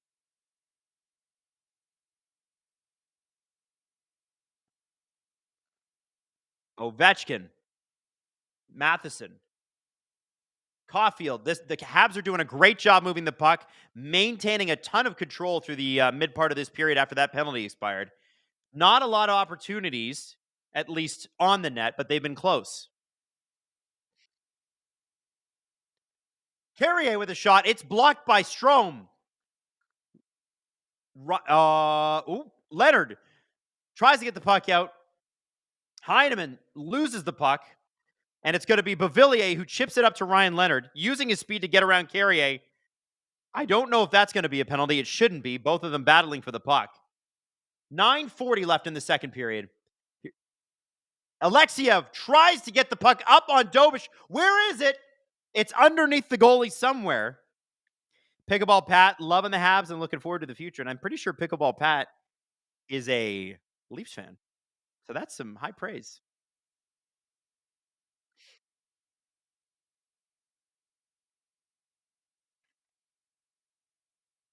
Francois Labelle, go Habs, go. Hell yeah.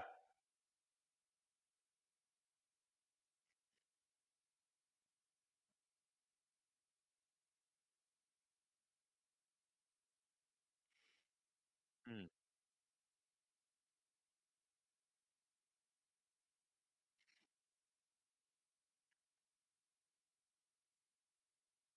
Drowsy Dan says, man, Dobish is killing it. Habs' future is looking bright. I agree.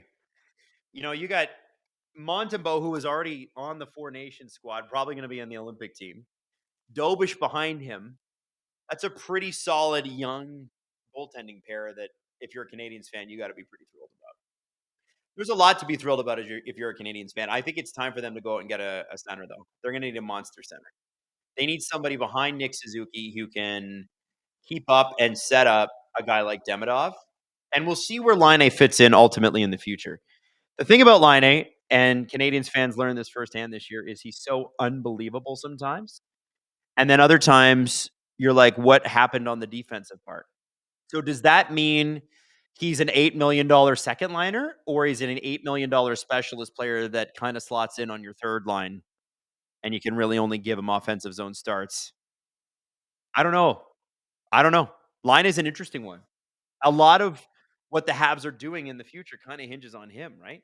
And are they going to pay him that much money when his contract's up? I'm pretty sure his deal's up soon, isn't it? Hayden says they also have Caden Primo. Didn't have a great year this year. But he actually, I believe Caden Primo was pretty good in the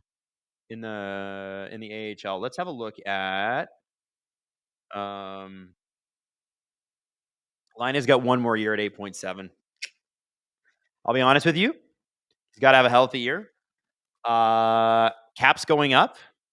But I don't know at this point if you can say Patrick Laine is a player definitely deserving of a raise. He had 17 points. That's not the. He had 33 points this year, 20 goals, 13 assists for the Habs. Great goal score. Great. But you have to do more at 8.7 million, even with the cap going up. Hayden, give me Primo stats in the AHL. Mm-hmm. He was 21, 2-2, and a 9 what save percentage? 927 save percentage. Unreal. Wow. Goals against average is a silly stat, Hayden says, but it still was a 1.96. Yeah, that's a good point. Ooh, Leonard just took a big spill, tripping over Dobish. I don't know if he's up yet. It didn't feel good, that's for sure.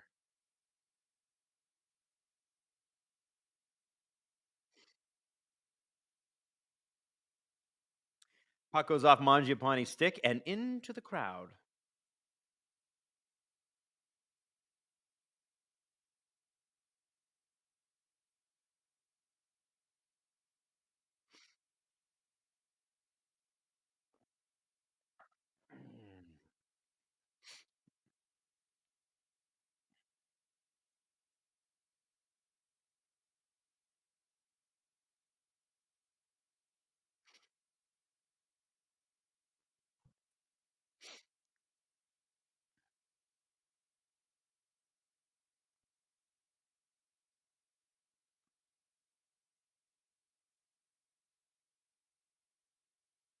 Oh,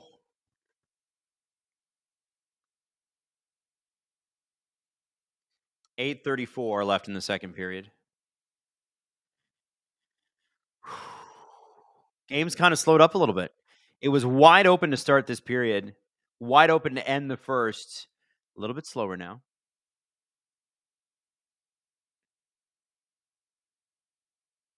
Jacqueline K, I cannot stand line 8. He does fit in with this group? Is that he does or he doesn't fit in with the group, Jacqueline?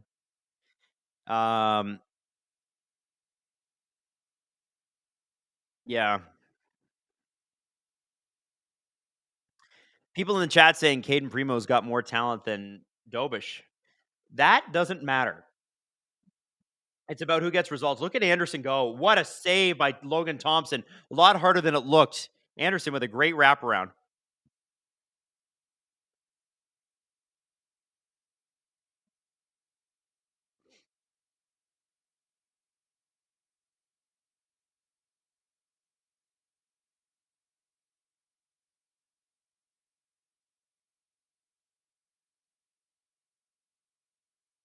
Oh.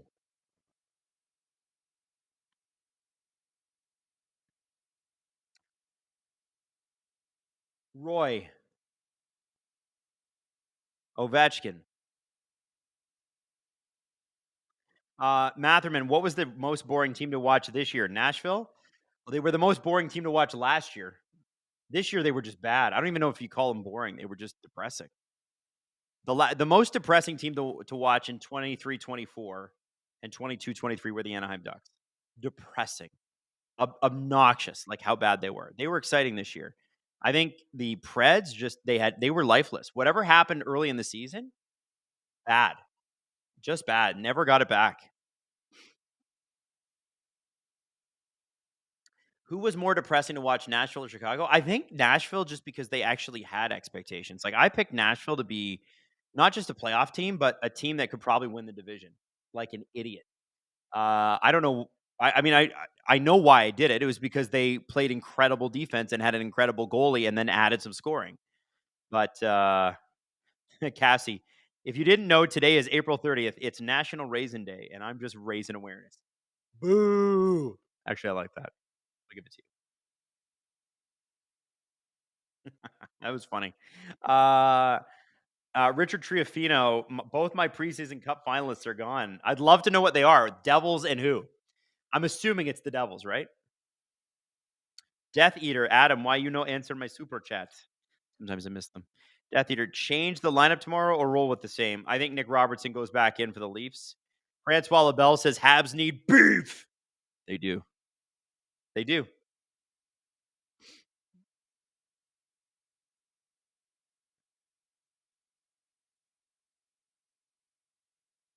Big debate happening right now between Canes and Devils fans in the chat about getting more calls. I'll be honest with you, Devils fans, this was just not your year. Sometimes the odds are not in your favor. Oh, great play by Dubois there.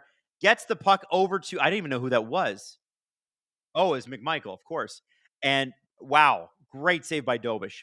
Here's the thing, the Leafs last year lost Nylander and Matthews in the first round. Like, both of them played like 2 or 3 games apiece. Sometimes it just ain't your year, man. Now for the Leafs, it's never their year, but for the Devils, like Jack Hughes goes down, yeah, it's not your year. Not your year. And that's okay. Put up a good fight.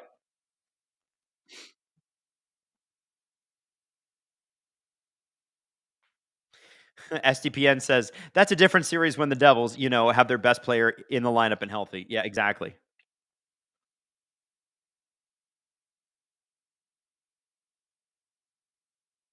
Jacqueline K. Robertson will absolutely score after being scratched. Man, do I hope so. I need him to score. I need the core four to score. And it's got to be more than just Tavares. I need a Nylander Matthews. If Marner sets that all up, that's fine. Because he's an assist machine as it is anyway. I'm okay with that. I need goals from the guys who score the most goals. And of the core four, who scores? Matthews, Nylander, Tavares. Marner's the setup man. I'm fine with that. Make it friggin' happen, guys.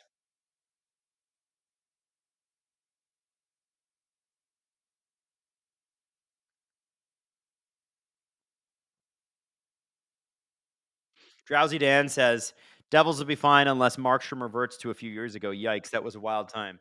He is the king of I'm gonna have a great year, I'm gonna have a bad year. It does happen. That's just the way it is. You know who used to be like that? Bobrovsky used to be like that. And now he's only putting in good years. But there are years where he's Vesna, and there were years where he is unplayable. Pecorine for the Preds used to be that way. He was either unbeatable or you couldn't start him. Goalies, man, they're crazy. Markstrom is a disciple of the Bobrovsky method. I think so. Francois Labelle, is Matthews more hurt than we think? I have asked, and the people that I know that might know are saying he's healthy. So I think he's just been a little snake bit. If you notice, he's hit some posts and stuff like that. It's also, listen, man, there is the yips. Look up the concept of the yips. I read this book about the Chicago Cubs and their run to the 2016 World Series. And they talked about signing this pitcher named John Lester. John Lester was a great pitcher, but John Lester had the yips. And people are like, well, what do you mean by that? John Lester couldn't throw to first base. For whatever reason, at some point, he had a first base throw that screwed him up so much that every time he threw to first base from then on, he he would miss, and it would lead to runners where they would only really get a single. Oh, now they're getting a double or a triple because he's throwing the ball away. And it's just a mental block. You just don't know what it is. So instead of having him throw to first, if there was a play, let's say they make a bunt and it's a bunt single and it's going to the mound, they just say, you know what, John, don't even throw it. Just let him take the base. It's better because you got a better shot at getting the next three guys out than you do of throwing that guy out. And it worked. Sometimes you got to acknowledge that you got the yips and then find a way around them. And I think that what the Leafs are trying to do is surround themselves with guys who have been there before who don't have the yips. And hopefully by osmosis, they'll grab some of that. Yo, you know who's another a team that really probably had the yips for a while? Washington Capitals. I mean, that was a team that year after year after year, are you losing to Pittsburgh? Are you losing to Philly? Are you losing to who are you losing to this year? How are you going to blow it this year? And I remember in 2017, the Leafs played them, and the Leafs went up 2-1 in that series, and people were like, oh my God, here we go again. Leafs were an 8 seed, Caps were a 1 seed. And then, of course, the Caps won, but then they lost in the second round. They'd made the big trade for Kevin Shattenkirk trade deadline, and it wasn't great. So the next season, when nobody thinks the Caps are going to do anything because they've missed their window, what happens? They win the Cup. It just sometimes takes a while. Ovi was in his 30s before the Caps won the Cup. Cassie says, math is hard. 15 plus 15 is 30, but 16 plus 16 is 32. You missed my super from a while ago, not the joke before. Oh, Hayden, can you send me Cassie's other super chat? Just going to make sure I get it. Crash test fetus. Austin being ass and not hurt makes it worse. I don't know if he's ass, guys. I think last night he was ass. I think they were all ass. They were all bad. All of them. They were rolling on that power play, though, until Nyes took that slashing call. 5 shots in like a minute. That was their chance, and they just never got into the game after that. I also don't think it helped that Morgan Riley took that cross-checking from behind penalty on Shabbat. That wasn't a good penalty to take. Just needless, right? Hayden's got the super chat. I've read this one, Hayden. It's a good one. I use this on the show. Vasilevsky over his last 3 playoff runs, 884, 897, 875. And he's letting in a few goals tonight already. Let's have a look at that Florida goal. No scoring in the second period. They're only a minute into the second period. Score is tied 2-0. Crazy.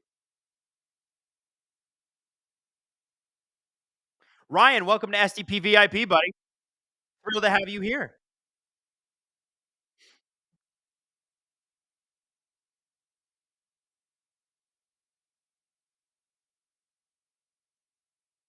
Oh, wait, is there a goal in that Florida game? Am I looking at outdated? Guys, Sportsnet is telling me that it is 2-all. Am I missing something here? No, it's 2-all. Blues and Jets are going to start at 9:30 tonight. Hope y'all are ready. Sedin Magic 15, giving up a shorty on the power play you were gifted in the third doesn't help. Yeah, well, welcome to being a Leaf fan. The Leafs are 0 for 30 in their last 30 opportunities on the power play in elimination games. They are a full 60 minutes on the power play without a goal. Make it make sense. Richard Triofino, Adam, I am watching the game. It is 3-2 Florida. Man, the NHL needs to update their scores. I'm on NHL.com. Oh, they just updated it in front of my eyes. Gus Forsling. Good for him. A minute into that friggin' Forsling. All right, Cassie. I finally made a doctor's appointment for the first time in 4 years. Hopefully my shoulder doesn't need surgery because I put this off long. Cassie, we wish you the best with that. Shoulder surgeries are not fun. They're not fun. And they take a while. It's a lot of weird exercises you have to do afterwards. Francois Labelle, Matthews Assish adjacent. I wouldn't call it ass adjacent. He's got 6 points in 5 games. I would just say he's not scoring at a 70 goal pace like we're used to. I'd like to know why.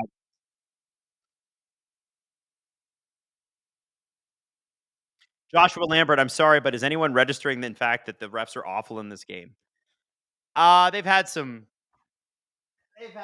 rough calls in the series. But listen, is that even a story anymore? Or is NHL reffing bad? And when it's good, it's a surprise. That's the story. When something's out of the norm, that's when it becomes a story. If the norm is the refs are bad, is it a story? Should be a story when they're good. Hey, look at that. What a peculiar game. They got it right.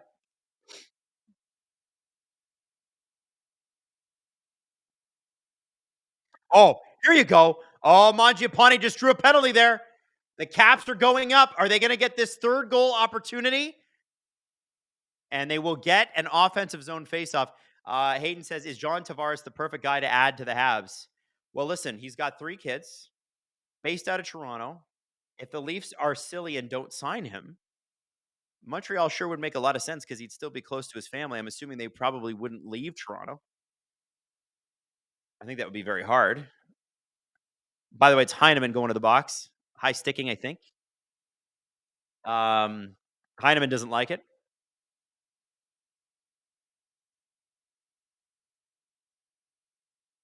Two minutes. Power play. Here we go. Francois Labelle, the refs are always bad, but I blame the NHL. Absolutely.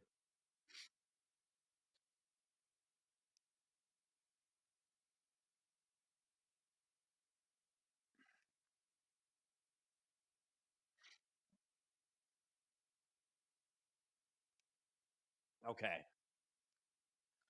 Oh, they just booted Strome out of the faceoff dot. I hate when they do this, guys. By the way, Caps already have a goal on the power play tonight.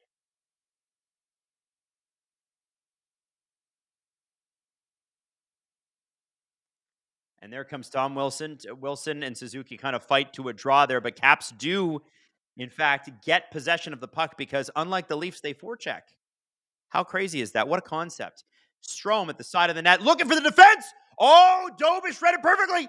Oh, Oh, and there's the goal. Carlson had two great chances at it, and the Habs were unable to clear it. Tom Wilson got the rebound. Crazy pass there. The Caps do this so well. They hold the puck at the side. They got the defensive wheels to get in and get a close goal. The Leafs never try that, by the way. It's garbage. The Leafs should absolutely do that more often. And look at this. Look, okay. So you got Chikrin weirdly in front of the net. There's Strome, and he's going to find the defenseman down. There's Carlson. Dobish reads it perfectly, makes another save, and it's Tom Wilson that gets the rebound. Dobish makes the right side save and the left side save, but the Habs do not clear the rebound, and Dobish has no stick to poke check. Boom, in the back of the net. That's what makes this Caps power play so damn good. When the Habs take away the passing lanes, and they've done a great job of that at points in this series, the Caps power play shuts down. But yeah, they didn't have an answer on that. It's 3-0, guys. There's 3 minutes left to go in the second period, and it's starting to look like if the Habs don't get a goal here, it's going to get real tough. Washington is dominating the game to this point.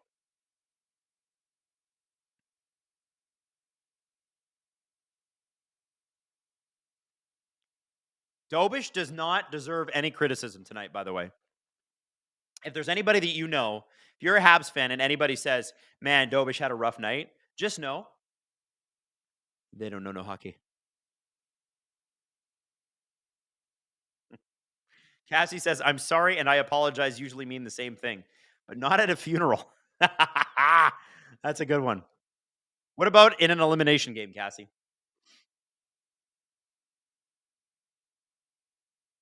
DD Weiss says, okay, hockey gods, I get it. You don't want me to watch this game. I always love when people think, like DD Weiss, listen, if I watch the game, they're going to lose. But if I don't, they're going to win. And it's my team. Oh, here we go. That's exactly the opposite of what the NHL wants, by the way. They want you watching this game. 2 minutes and 20 seconds to go in the second period. Caps with the puck again behind the Habs net. They are 2 for 3 on the power play tonight. That's called being a veteran team and getting it done. Getting it friggin' done. Dunsky. 2 minutes left. That's the 2-minute warning. SDPN just asked, would it be disrespectful to post who wins Caps versus Canes poll? Yes, it would be disrespectful.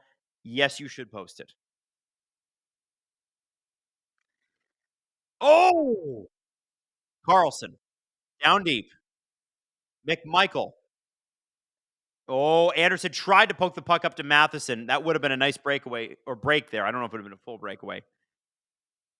Drowsy Dan, imagine dominating a knockout game. Couldn't be me. Dan, you must be a Leafs fan.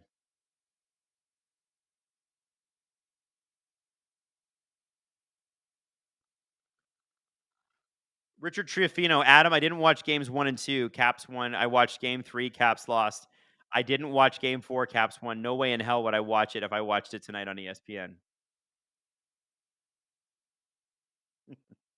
Fair enough. Won't be me, though. I refuse to believe that I have any effect on the Toronto Maple Leafs. The responsibility is entirely with them.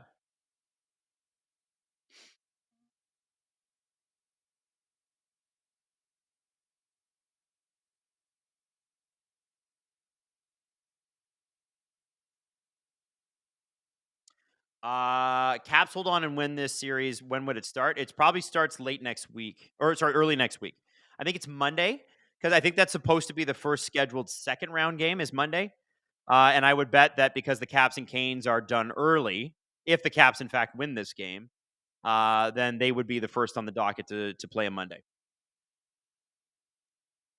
Pavilion to the point. Chikrin shot.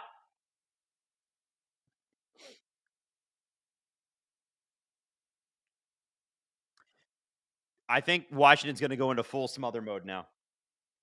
Just keep dumping that puck in, one man low. Look at Pavilier forechecking. Every team that had him before were probably like, what? He's so good for them, though. It's amazing. You put the right players in the right system, and they're killer. 30 seconds to go.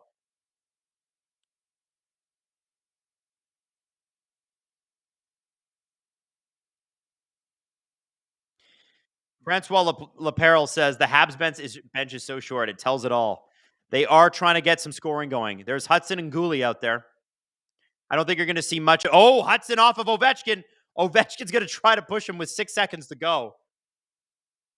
Yeah, I would think that you're going to see a lot of short shifts, a lot of double shifts in the third period. The Caps are doing everything that the Caps need to do. Everything that the Caps need to do to win this flipping game.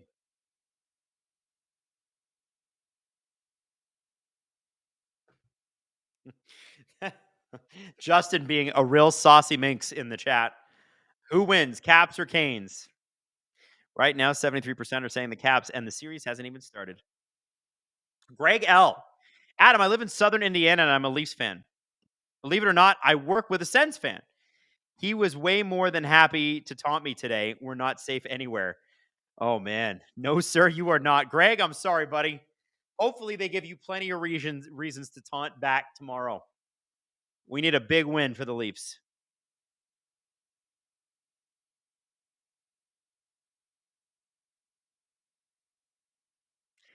Drowsy Dan, the Caps, when they are on this year, literally cannot be stopped on zone entry. They are so big and responsible on the back end. And you know what's nuts, too? They have great offensive defensemen. Sandin, Carlson, and Chikrin, to varying degrees, are like outstanding in most situations. But you never worry about them not being back. And that was a knock against Sandin in Toronto.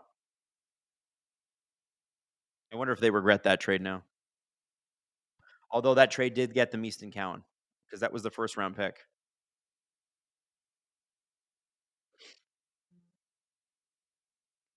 Guys, in a little bit here, I'm going to play a Steve Dangle Big Dubs clip for you.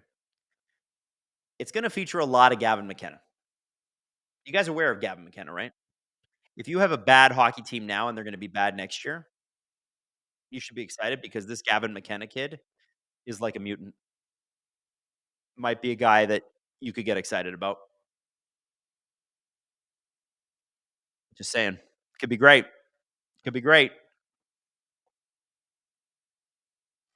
Hayden says we're going to see the worst tanking of all time next season. I don't disagree. This is going to be like when people tanked for McDavid, like when people tanked for Matthews, like when people tanked for Bedard and Celebrini. The tankage will be off the charts next year. My money's on Detroit. They should tank. Kind of crazy. Jeremy Hickson, Leaf fan here. Leafs need to take note. This is how you close a series. Foot on throat. So true. Cassie dropping 5 SDPM memberships. Cassie, you rock. Hey, Cam. Hey, Cody. DePringy, Richie, Dexter, and TK Bomber. Guys, you were all gifted SDPN memberships by the one and only Cassie. Cassie Clan. So give her a big thank you in the chat. Got to say thanks to the people that give you the VIP access, you know. People that buy the bottle service. Oh, Cassie sent another SDPN membership. Thank you, Cassie. Puck Fitzberg says, how is this guy ranked compared to Bedard or Matthews? I would say this guy's on a level of like Nathan McKinnon, potentially Connor McDavid. Like rock star. Good. Rock star. Yeah. And Celebrini, too. Celebrini looks friggin' incredible. Here, yeah. Hayden's like, read it. Just read his stat line. Yeah, you're right. Gavin McKenna. This guy's nuts, dude. In 56 games this season with the Medicine Hat Tigers, Gavin McKenna has 41 goals or had 41 goals, 88 assists for 129 points. In the playoffs, he played 12 games. He had 32 points. 32 points in 12 games, guys. He is not even old enough to be drafted yet. So this next year is going to be his draft year. Not last year, not the year before. By the way, last year, 23-24, guy was 16, 15-16 season. He had 97 points in 61 games. And when he got in as an underager, he played 16 games, 18 points in 16 games. This guy's crazy. This guy's crazy. Get ready. It's going to be fun. You're going to like this kid. Hayden, should we run that clip? Rock and roll. All right. Let's do it, buddy. All right. Here's Steve Dangle with Big Dubs. Enjoy. The great thing about the playoffs is the dubs get bigger and bigger. Hello, friends. Steve Dangle here, and welcome to another episode of Big Dubs, where we take a look at the best from around the WHL in the second round. Now, we can't just make the whole thing about Gavin McKenna, although believe me, I would like to. I think he would too. So I'm going to limit it to 2 Gavin McKenna goals, although they might be the nicest things you've ever seen. Let's start with number 1. Dragicevic with it at the left point, gives off to his right. Chenier walks, fires off the crossbar. Get onto the rebound. He'll have a 2-on-1 shorthanded with speed. Pacheco the trailer. McKenna, what a move. Gavin McKenna, mastery from Gavin McKenna. Highlight of the night. Short-handed wizardry from the White Horse Wizard.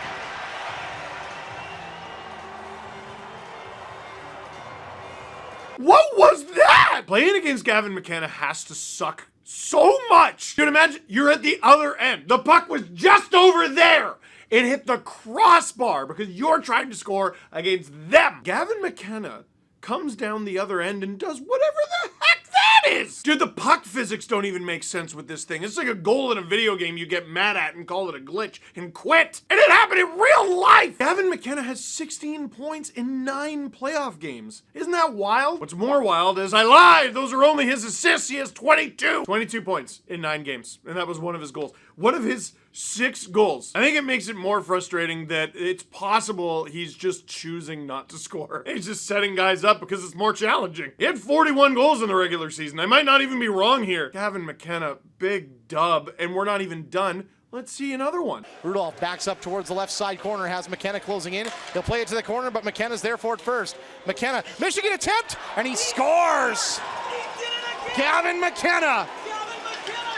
A minute and 26 seconds in, hits the Michigan, and the Tigers have a 4-goal lead. Again, this kid is absolutely insane. I've never in my life, dude. Sorry, I'm supposed to say big dub. Okay, first of all, this dude is just casually ripping Michigans in a playoff game. Second of all, I have never seen a hockey player at any level, score a goal so nasty that you could hear both the home and visiting broadcast crew at the same time. Show it again and listen closely. Rudolph backs up towards the left side corner, has McKenna closing in. He'll play it to the corner, but McKenna's there for it first. McKenna, Michigan attempt, and he scores! Gavin McKenna! A minute and 26 seconds in, hits the Michigan. Everyone is screaming at the top of their lungs, including me. Also, what do you mean he did it again? Did he say he did it again? Again? If every goal this season was like that, I would believe you. I would believe just about any lore about Gavin McKenna. He's like Chuck Norris. Gavin McKenna and the Medicine Hat Tigers, 4 big dubs because they sweep and move on to the third round. So that was the Medicine Hat Tigers versus the Prince Albert Raiders. Moving on to the Spokane Chiefs taking on the Victoria Royals. Now, previously mentioned Gavin McKenna, he had 41 goals. He was one of the WHL's top goal scorers. Well, Shea Van Olm of the Spokane Chiefs was the WHL's top goal scorer from the regular season, and he's continued to produce in the playoffs. Check this out. Crystal looking. Back for Van Olm. Van Olm coming up. Toe drags, comes free. Gets out front. Van Olm shoots and scores!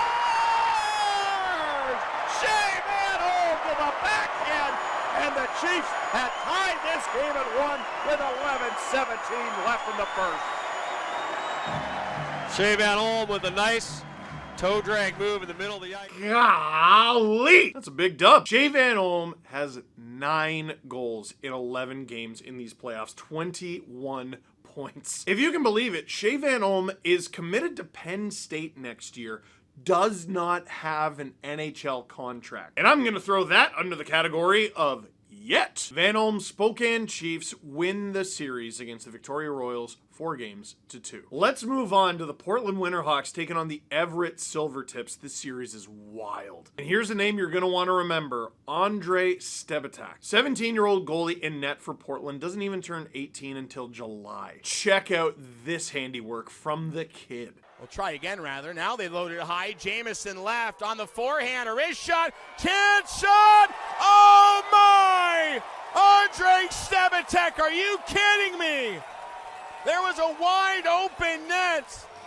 Everett thought for sure they had that one tied, and Andrei Stebatek, the team's best penalty killer, makes the save of the series. Oh my, what an unbelievable left pad save. Big dub. Andrei Stebatek kicks the puck, like just gets a little bit of it, kicks it off the post. That is an unbelievable save and one worth showing you, but I'm using it as a jumping off point to talk about this kid because he's been unbelievable. The Everett Silvertips, who Stebatek and the Portland Winterhawks were playing in this series, were the regular season champions. Stebatek faced 40 or more shots in 4 games out of this 7-game series. Not only did the Portland Winterhawks, as the 5 seed, win this series, this is their second straight Game 7 win in these playoffs. And not only that, it is their second Game 7 win on the road. Andrei Stebatek, remember the name, big dub. Why not end with another series that went to 7, the Calgary Hitmen taking on the Lethbridge Hurricanes. And let's have a look at Calgary Hitmen goaltender Anders Miller. There's a very valuable lesson to be learned here.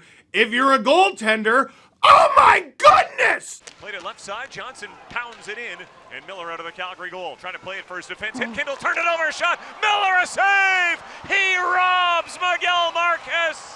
Oh, what a stop by Anders Miller! Left side, Johnson pounds it in, and Miller out of the Calgary goal. Trying to play it first defense, hit Kindle, turned it over, shot, Miller a save! He robs Miguel Marquez! Oh, what a stop by Anders Miller. Apparently, if you're a goaltender, big dub and do whatever you want. Anders Miller of Anchorage, Alaska, only got into 22 games this season, but his record was sparkling. 13-4-2 with a .909 save percentage. He was big for Calgary in a series that was all over the place. Lethbridge takes games 1 and 2. Calgary takes 3, 4, and 5, but Lethbridge would stymie Calgary in games 6 and 7, holding them to just 2 goals combined. Regardless, end your season with your head held high. Anders Miller, big dub. So now what do we got? In the 3rd round, the Medicine Hat Tigers take on the Lethbridge Hurricanes. And it's the Spokane Chiefs against the Portland Winterhawks. Who do you have winning each series? Leave a comment in the comment box down below. But for now, that is it for this edition of Big Dubs. Thank you very much for watching. Click like if you like this video. Click subscribe if you really liked it. Tell your friends. SDPN, your place for all things WHL.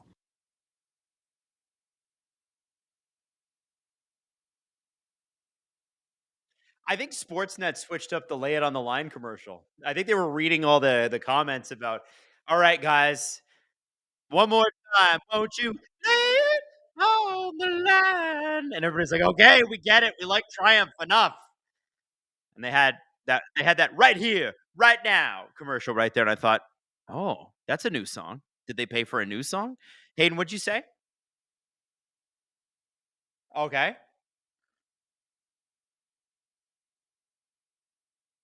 Ah, so somebody from within Rogers might have mentioned to Hayden that he heard, yes, we've heard that people are done with it. It's a great song. Like, I love them. But, like, it was 2 times every commercial break. The beginning and the end of every commercial break, it was lay it on the line. I'm like, bro, once a period, right? Oh.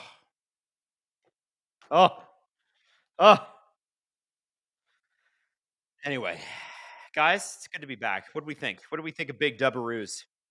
Dubbarooskis. Sledge hockey clips. Adam, stop putting those dumb songs in my head. That's not a dumb song, sir. Lay It on the Line is an absolute Canadian classic. Whoa. All right. Thank you, microphone, for almost smacking me in the face. Net front presence. So I tried to bait Steve with this comment, but I'll ask you, Adam, is Sam Dickinson better than Easton Cowan? Probably. I think Easton Cowan tops out as like a Travis Konechny light. And I don't think that that's a bad thing. That's pretty great. But Easton Cowan, anybody expecting him to come in and be like the greatest hockey player we've seen since Marner Matthews Nylander? I think that's Matthew Nyes. And secondly, I think it's unfair to him. You got to let him develop. I mean, God, the guy's not even played in the AHL yet. Sam Dickinson, I think, was also drafted higher, wasn't he? When was Sam drafted? Dickinson. He's a Shark, and he was drafted 11th overall, whereas Easton Cowan, I think, was like 28th. You're not going to get me emotionally to move on that. I'm not going to be too sad about it.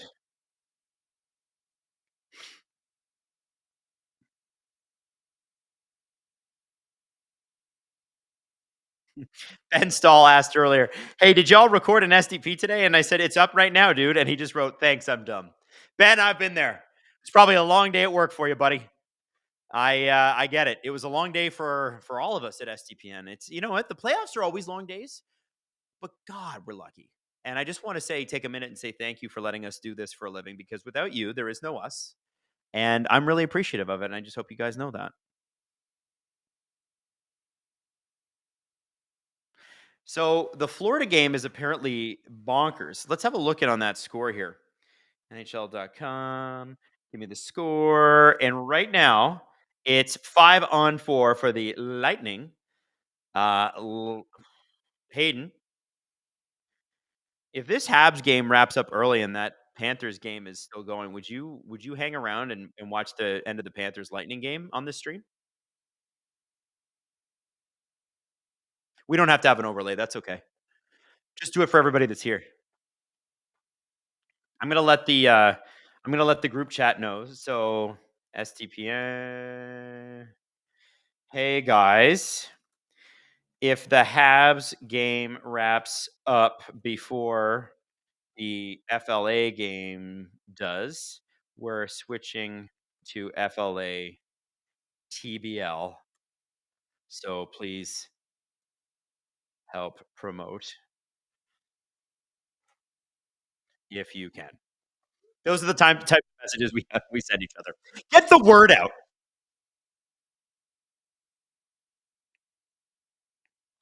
There might only be 20 minutes of Montreal Canadian hockey left this season.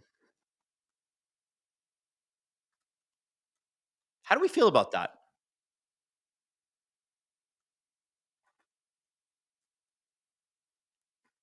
I'm wondering. I feel like this has been an extremely successful year for the Habs by any stretch.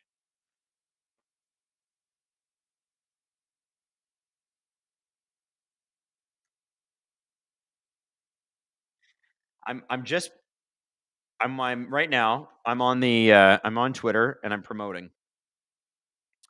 And I'm trying to think at the same time about the Montreal Canadiens and how they've done it. And this was the year they really did need to take a step forward. I mean, if you look at where they were in October, November, there were people openly asking, how long is St. Louis going to have this job? And nobody would ask that question now. It is amazing throughout a season how quickly things change and how great the Habs were. As soon as Laine came back, I mean, you got to remember, this team that we're seeing on the ice did not have Laine, did not have Demidov. Kirby Dach came back from injury, got re-injured. Reinbacher's been out all year or most of the year.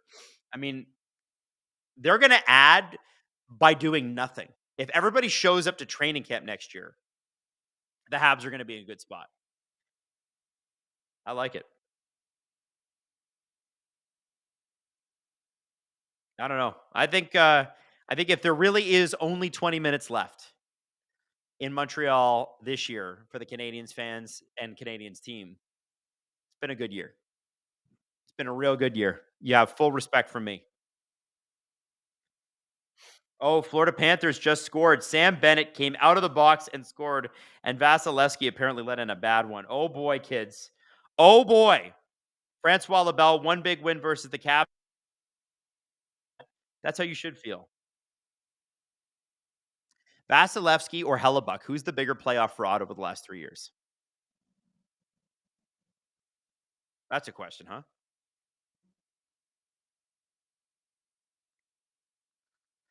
Cassie says, so apparently a fan fell 20 feet off the Clemente wall onto the field at PNC Park tonight. Oh, my God. Wow.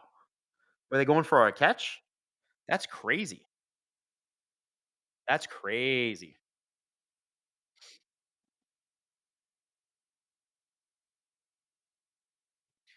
Pittsburgh scanner, North Shore, PNC Park. Detail officer said someone fell out of the stands 20 plus feet. 3 medics are working and they were requested support. Yikes. Yeah. Wow, wow, wow.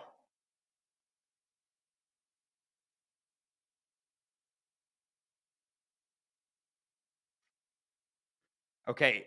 So Hayden, uh, does it does okay. Hayden just DM'd me the video. Is there a baseball game happening? Like what happened?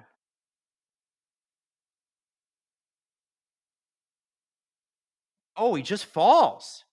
Oh my god. So it's like, oh, it looks like he tried to jump off. Like it looks like if you look at the video, it looks like he's jumping over and then falls. Oh my god, that's a brutal fall. I hope he's okay. And I sincerely hope he didn't attempt to do that. So wishing him the best. Yikes. 19:06 left in the third period. Potentially 19 minutes left. 19 minutes left in the Habs season. Ovechkin with the shot from the point. Doesn't get through. Caps are going to teach the Toronto Maple Leafs how to win a series tonight.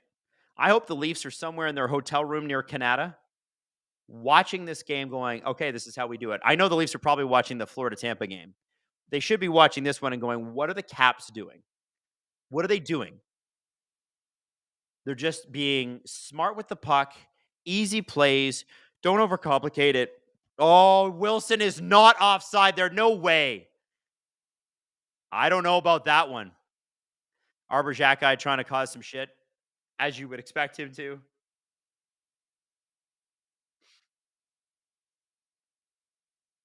Shaka the Zebra. Shaka the Zebra. By the way, if anybody doesn't know, Shaka the Zebra is reference to a zebra with a particularly large member that Steve knew at the zoo. What's 346 divided by 14? I haven't the slightest clue. And I'm not pulling out the calculator either. Puck Pittsburgh, only 10 minutes of Ovi ice time. Penalty? Well, I think you don't need to play Ovi in this game. He's already scored. He's got 4 goals in the damn series. And you're playing Ovi for what? To play a bunch of defense? Nah. Let Ovi sit on the bench. Let the grunts take care of the defensive work. You got a 3-0 lead. If you need him to get out later and score, well, guess what? He'll be nice and fresh as a daisy. You don't want to risk Ovi. Let's put it that way. Look at Connor McMichael driving around the Habs defense. Matheson couldn't grab him, but McMichael can't quite get the... And then he puts it off the boards to himself and then to TVR. Dobish with a nice little kick save. McMichael is basically carrying the offensive zone time here for the Caps. He's had a really good game.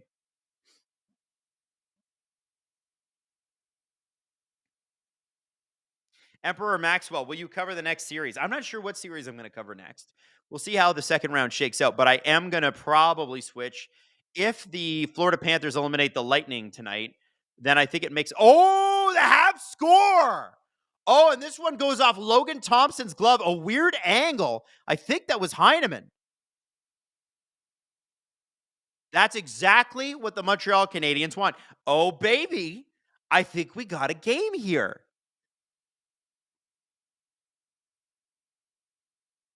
All right. Heineman just kind of...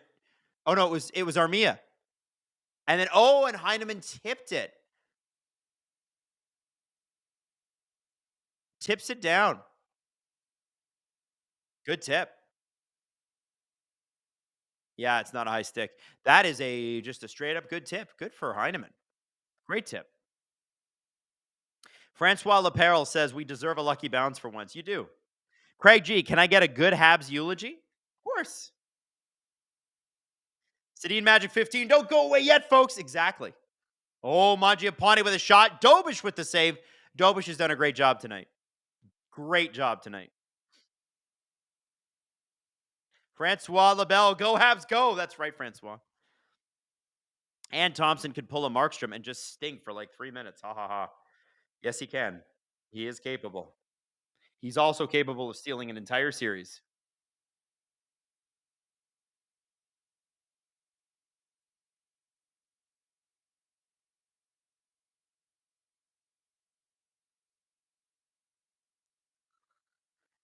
Okay, here we go.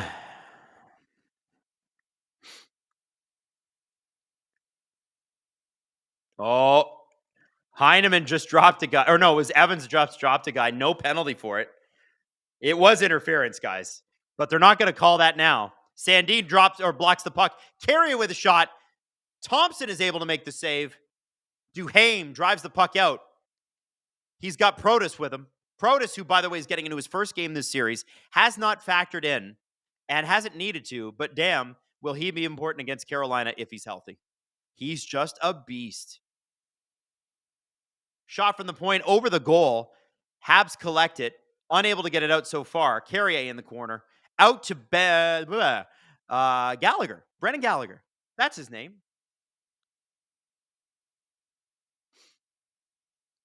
Dowd for Chychrun. Chychrun dumps that puck in.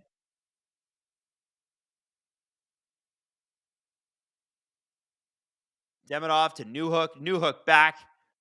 Hudson just blasting through, going for a full. Oh, Hudson almost had Logan Thompson fooled on the blocker side there. Just went a little wide. Excuse me. Logan Thompson, sorry.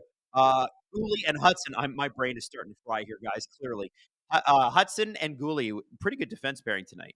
Canadians are moving the puck. They're on fire here. That goal by Heineman gave them some legs. 15:30 left in the third period. If the Habs don't tie this up, it is the last 15 minutes and 30 seconds of NHL hockey they will play this season. And they're playing like we don't want it to be the end. We could be in for an unbelievable comeback. And it's too bad, too, because I tweeted that Cavs were doing a great job shutting the Montreal Canadiens down. Imagine I'm wrong. Imagine I get reverse jinx, and Habs fans are happy with me for it.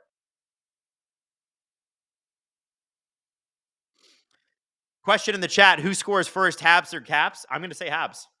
They're looking like the dangerous team. Evans cuts across to Slafkovsky. Back out to the point. Oh, good save, Logan Thompson. Savard caught Logan Thompson going the wrong way. Thompson was able to get the knee on it. Whew, big save for Thompson. And a big round of applause from Caps fans.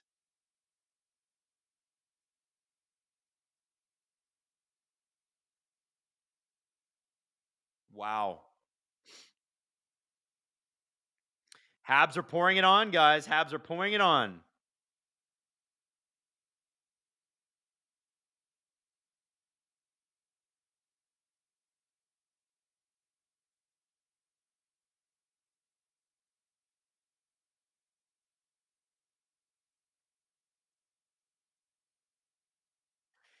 Hayden says, how much worse is that Leafs Game 5 loss if Florida closes out Tampa?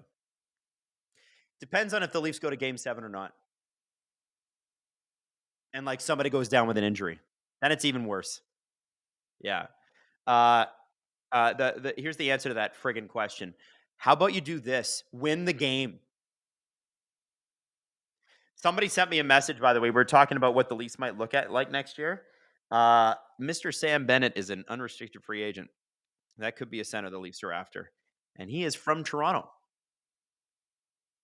Also played for Brad Treliving in Calgary. And the only reason he did not stay in Calgary is because the head coach, who was a knob, didn't like him. Funnily enough, that head coach is not working in the NHL. Sam Bennett is. Oh, we got a turnover. Oh, Josh Anderson in front of the net. Logan Thompson comes out to cover it, and the puck is underneath him somewhere. Ooh. Sebastian Holt says, do you think firing Mike Sullivan was the right move? Yeah. It's time for a change in Pittsburgh. It was time. I don't think Pittsburgh's issues were Mike Sullivan. Like, I think it's roster construction. I think Berkey and Hextall, it can't be overstated what a disaster they left Dubas. But then Dubas kind of doubled down on that disaster. We all know the Graves contract, Riley Smith, the Jari extension, blah, blah, blah, blah, blah. You've heard me wax poetic. Well, not poetic. You've heard me wax on about this time and time and time again. You're probably tired of me saying it, and I get it. And Dubas is going to try to correct those mistakes, and I think he's made some good moves since. But yeah, Sully, I think it's probably just like this guy should be winning games. If I'm the New York Rangers, I throw all my money at Sullivan. And it's not necessarily because the Rangers are. I think the Rangers don't need an a-hole coach. They need a guy who they're like, I love playing for you. And there's a lot of guys on this team that Sully would know well, like a Chris Kreider, like a JT Miller, like a Vinny Trocheck. Obviously, he coached them all at the Four Nations. Probably could get the best out of them. And they need a guy who's going to build their confidence up. I just feel like Mike Sullivan, and here's the thing, though. Here's the hard part. The Bruins have a head coaching position open, and Mike Sullivan's from Boston. So that's tough, too. I think Rick Tockett's going to Philly. Just my guess. But he also did win a cup in Pittsburgh with Mario Lemieux and Jaromir Jagr. So they might be interested in him, too. I don't know. There's 7 open head coaching positions right now.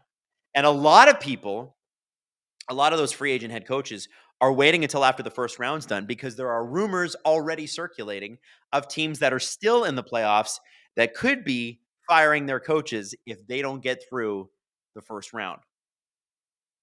Imagine that. Not getting through the first round and making changes too. Couldn't be me. Crash test feed is Bennett wouldn't fit the Leafs. He actually cares. I think the Leafs would change immediately with Bennett there. Yanaki Toronto, chances that Revo comes back into the lineup at some point. This year, minimal. Next year, maybe. Caps clear the puck. 13:36 left in the third period. Oh, we got a turnover and a nice shot by Nick Dowd, but a good save by Dobish as well. Duhaime, Protas, and Dowd, all guys with the numbers in the 20, just to make it complicated for me, because I'm not at the game. I'm watching on screen just like you, so it makes it really hard to see their names. Net front presence. The NHL needs to cool down with firing coaches. I don't know. That's what coaches are hired to be fired, man. It's just the way it is. Hayden says the Rangers need Bruce Boudreau energy, and I get it, but I just wonder. Bruce is like, I don't know if Bruce is coming back to coach in the NHL now. Hayden says he's pure vibes, though. He is pure vibes. You can't not love Bruce Boudreau. I wish the Leafs had found a way to fit him into the organization in some regard. Just because he is, he was a Leaf draft pick back in the day. He's clearly a Leaf fan. I would love for him to get some sort of position with the Leafs just for the vibes. But I don't know. Justin Samini, the rumors of Tampa firing John Cooper, crazy. You will not find a better coach. I know teams that would fire their coach to get John Cooper. I don't see why Tampa fires John Cooper at this point. Unless he really disagrees with Julien Brisebois on their roster construction, what are you going to do when Vasilevsky can't stop a puck, man? And your backups, Jonas Johansson? If Vasilevsky is regularly putting up 8-7 something as a save percentage in the playoffs, you will not win. You just won't win, especially in the Atlantic. You got to start with what's wrong with goaltending, and go from there. Net front presence. If Cooper is fired, that is the only guy I would want San Jose to remove Wharf for. Yeah, he'd be a great coach in San Jose. I still think San Jose is a couple years away from getting a coach like that if they ever need to. Because I feel like San Jose, oh, wow. Jack, I just knocked Leonard in the head, and Leonard is in pain. I don't think Leonard liked that very much. He might be off the ice. Let's have a look at that. Oh, no, he's still there. Yeah, I think he maybe just got twisted up. Death Eater, Leafs should get Cooper. No, Leafs have a really great head coach. I don't think head coaching is the Leafs thing. I think if Keefe was still the head coach, yeah, Go get John Cooper. Berube's been good. You need the guys that you pay $11 million to, they have to score goals. And there's 4 guys that make $11 million on the lease. 4. They should all be scoring goals. Hayden says, and Berube just got here. Well, you know what? I do like him. I like Berube a lot. I think he's a really good coach.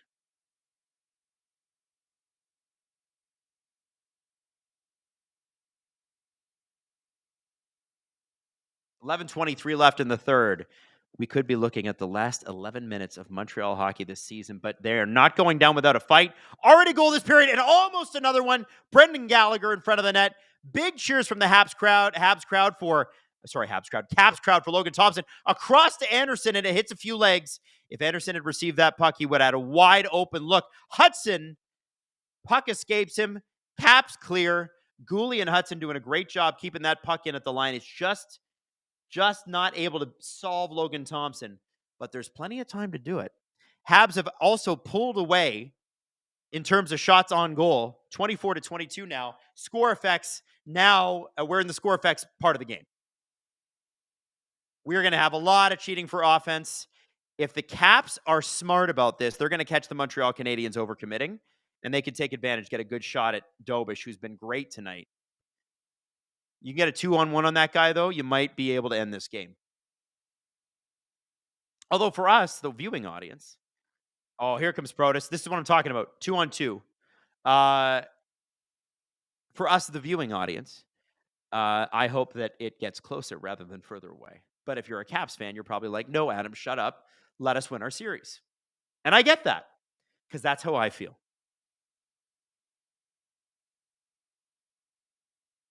Hayden, what's the prediction, Hayden?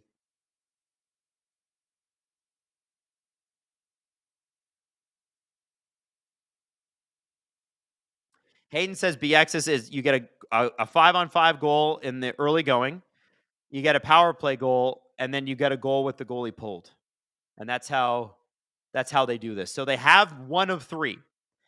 If the Caps take a penalty, the Habs are really good on the power play. That could be dangerous. Suzuki. Demidov off his skate. Oh, Dubois pokes that puck away. Hudson on it real quick.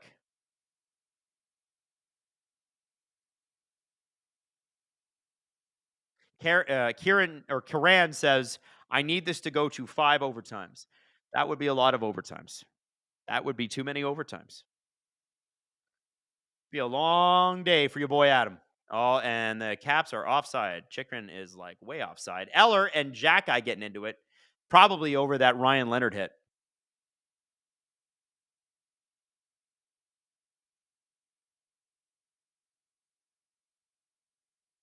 Okay.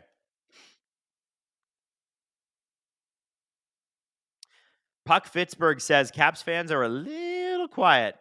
I think they're biting their nails a little bit. Wouldn't you be? Karan says, I would say Bednar is the best coach in the league, but Cooper is a close second.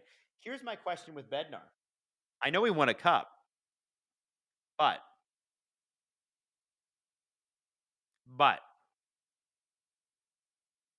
as a coach, out of the playoffs, here's what he's done with the Caps.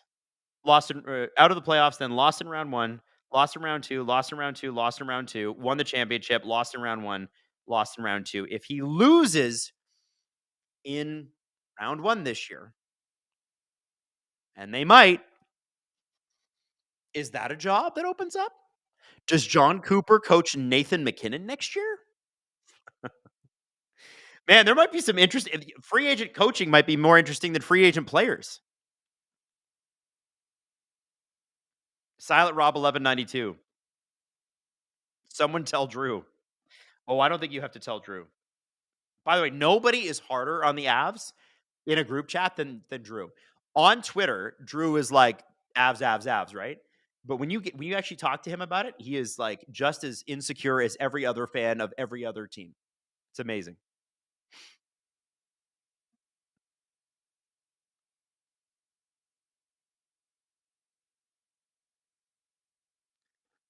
Drew says he's a good coach, but he's been there too long. If the Avs lose in round 1, he might be gone. Wow. Wow. Well, sure would be interesting if John Cooper is available. If you're John Cooper, how do you pass up the chance to coach Nathan MacKinnon? Oh my God. Yeah, in fact, what coaching do you need to do with Nathan MacKinnon? You just be here's the play, boys. I'm gonna dry it up. Let Nathan have it. Oh, if Nathan doesn't have it or need it, give it to Kale.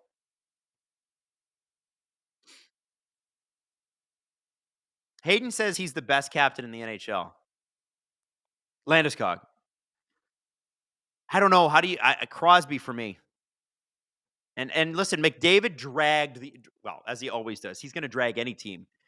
Dragged the Oilers as far as he could possibly take them last year. That's a damn good captain. He doesn't get a lot of credit for that yet. McDavid's a friggin' great leader in terms of just his heart and soul. He is so intense. He cares so much. Here comes Ovechkin. And Dobich stops both. He had Strome with him, but he was not able to get the puck over to him. Canadians caught up. They used their foot speed, baby.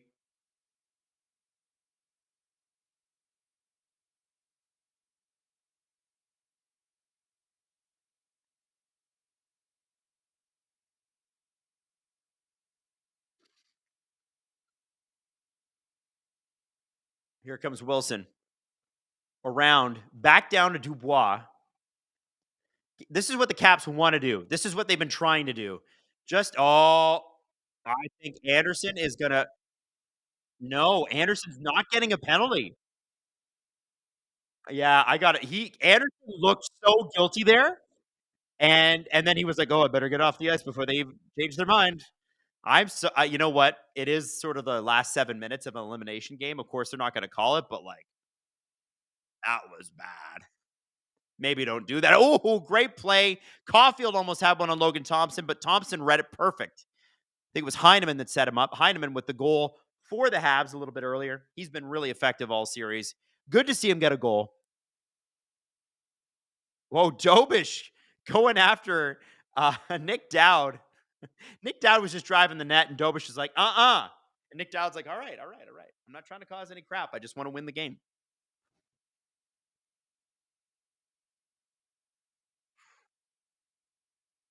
Marty Wallace, Adam, it's prison rules time. You bet it is. You bet it is.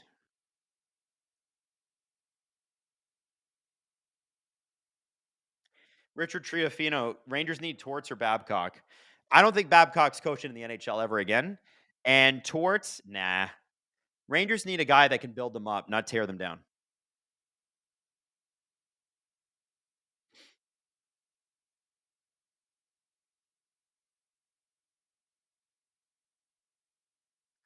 Sandine, floats one in. Dobish has it. Nick Dowd with a nice face-off win there. Adam, what's the prediction tomorrow? Do you think we see the big boys show up in in an elimination game? Yes, I do. You know, I was really pissed last night. I'm not going to lie. I was really friggin' mad. It was just bullshit, right? That was such a bad game. And for so many people to pay that much money to see them on home ice just lay an egg like that, crap. But I also think they're away from home. In a weird way, that's a little less pressure for them. And they have so many guys on this team that have done this, that have forget the Stanley Cups, just guys that have gone to second and third rounds regularly throughout most of their career.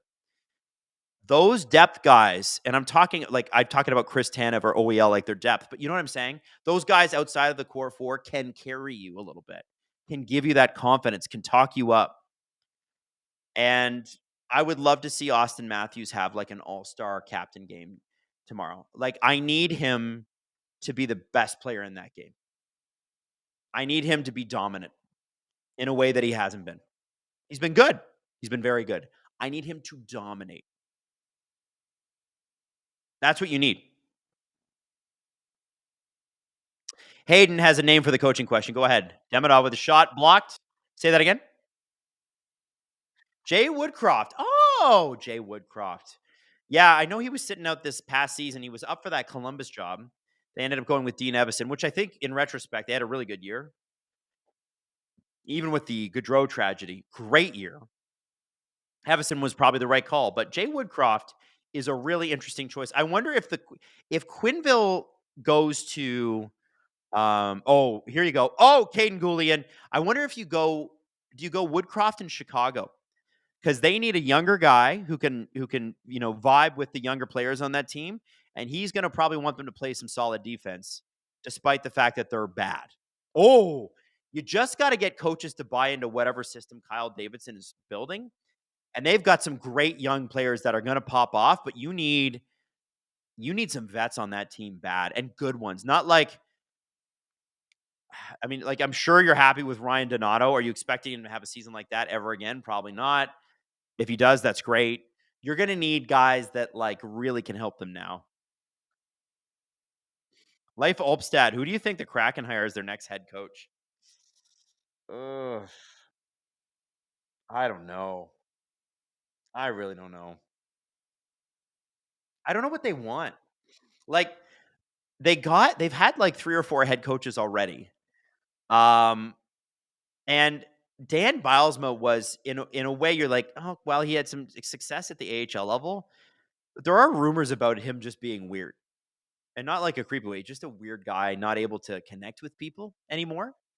He had his run. Like, he had a great run in the NHL, won a cup. I get it, like in Pittsburgh. But there's rumors about him being a weird dude. So, like, if the Kraken would hire a guy like that internally and then fire him after a year, it makes me question their decision making. You know what I mean? Hayden says, is Jessica Campbell an option? I think Jessica Campbell will be an NHL head coach. I think probably not next season. But, like, I think what you need for her is this next coach, because she's going to be a part of the next coaching regime. She is still there. She's still an assistant coach. I think you need to have a coach there that brings Seattle back to the playoffs, and Jessica will get the opportunity to show how spectacular she really is. She's a great coach. And sometimes coaching comes down to opportunity and timing. She's had the opportunity, hasn't had the timing because the coach and the team haven't been that good. So if the next coach they get in gets that team on the right track, I like that for her. Justin Samini, not a fan of the job Ron Francis has done there, honestly. You know what, Justin? I've been saying that since the expansion draft. I thought they did a poor job with the expansion draft, except for Jared McCann, which, of course, they took from the frickin' Leafs. Don't even get me started. I don't think they signed a bunch like Alexiak and Larson and all useful guys, but to these long-term expensive deals. They drafted Shane Wright. He's looked okay. Beniers looks like he's going to be a very, very good player. Where's the high-end talent? Where's the super high-end guy? I don't know.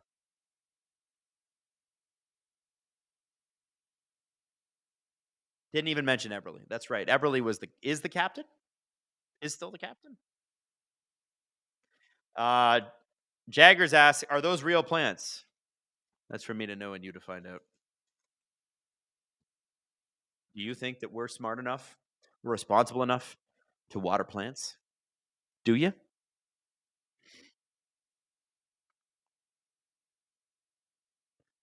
$4.57 left. Potentially 450, now 450 left in the Habs season. Under 5 minutes until this game ends. Or is it? Do the Habs get a tying goal and then they're going to pull the goalie here at some point?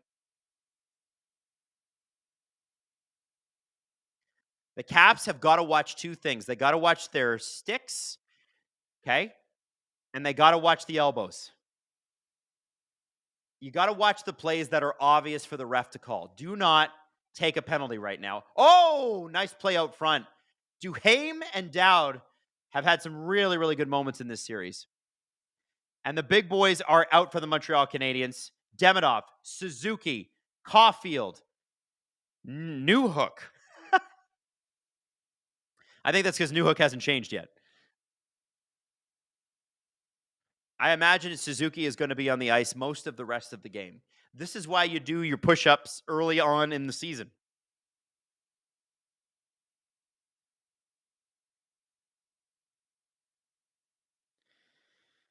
Jacqueline K, I hope they don't pull Dobish too early. Good Lord. Well, listen, they have to pull him soon. They're down 2 goals. You got to pull them. You got to put your guys up as quickly as possible. Okay, so you don't pull them, and you leave it for the last minute and a half. Okay, but that might get you a goal. You need 2. So I think Suzuki is off. I think for the next 40, 50 seconds, they play 5-on-5.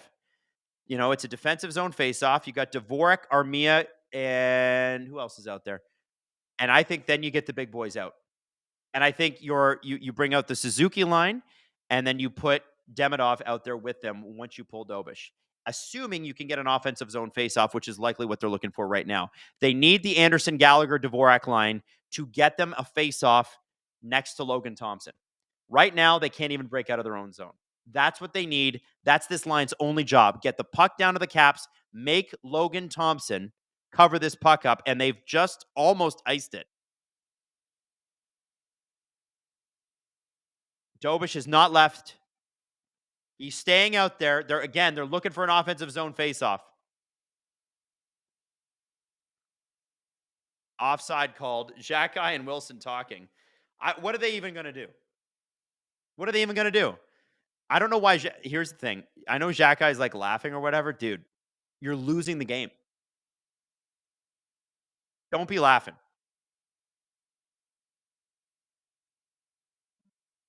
Does Tom Wilson make Team Canada? I hope so. I really liked him. I think very likely Arbor Xhekaj did something to him from the bench. Probably tapped him with his stick or something like that. Because he's a shithead. And it looks like now Tom Wilson has created an opportunity for the Montreal Canadiens to get an offensive zone faceoff. Oh boy. Here we go, kids. Here we go. Caps fans are on their feet. There is 3 minutes left in regulation, potentially 3 minutes left in the game. Boom. There's the face-off. Suzuki, Demidov, Dvorak, all out there. And the Caps have an opportunity to end this game right here. Montreal Canadiens looking for 2 goals in the next 2 minutes and 48 seconds. I don't think they're going to get it. Oh, Wilson gets his puck. Oh, puck goes across the net. Wilson almost had it, went off a skate. Tom Wilson could have ended the Montreal Canadiens and Arbor Xhekaj's season right there. Hasn't happened. Suzuki into that's Demidov, not Caulfield. Hudson. Caulfield open. Caulfield across. Demidov tries to bat it out of thin air. Demidov to Hudson. Hudson looking for Caulfield. Caulfield under coverage from Carlson. Hudson shoots the puck in. They're going to get a rebound. Gallagher shooting for it. Logan Thompson has not covered this puck. Suzuki to Demidov to Hudson. Hudson skates in, shoots, misses the nets. Caulfield from the side. There is 2 minutes to go in this game. Hudson moving back to the middle. Suzuki with the... I thought he was going to shoot it there. He faked me out too. Hudson. He's going to look for Caulfield. Suzuki down to Demidov. Gallagher in front of the net, taking a beating. Suzuki with a shot. The shot is blocked. Demidov into Suzuki. Shot saved by Logan Thompson. That puck might have been going wide. Doesn't matter. Doesn't matter. Woo! Woo! Dobish is on the bench, baby. Dobish is on the bench.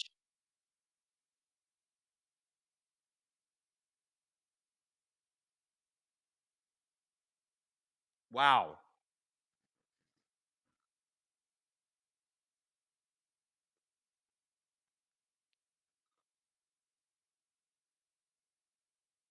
All right, here we go. 136 left. There is 96 seconds potentially left in the Montreal Canadiens season.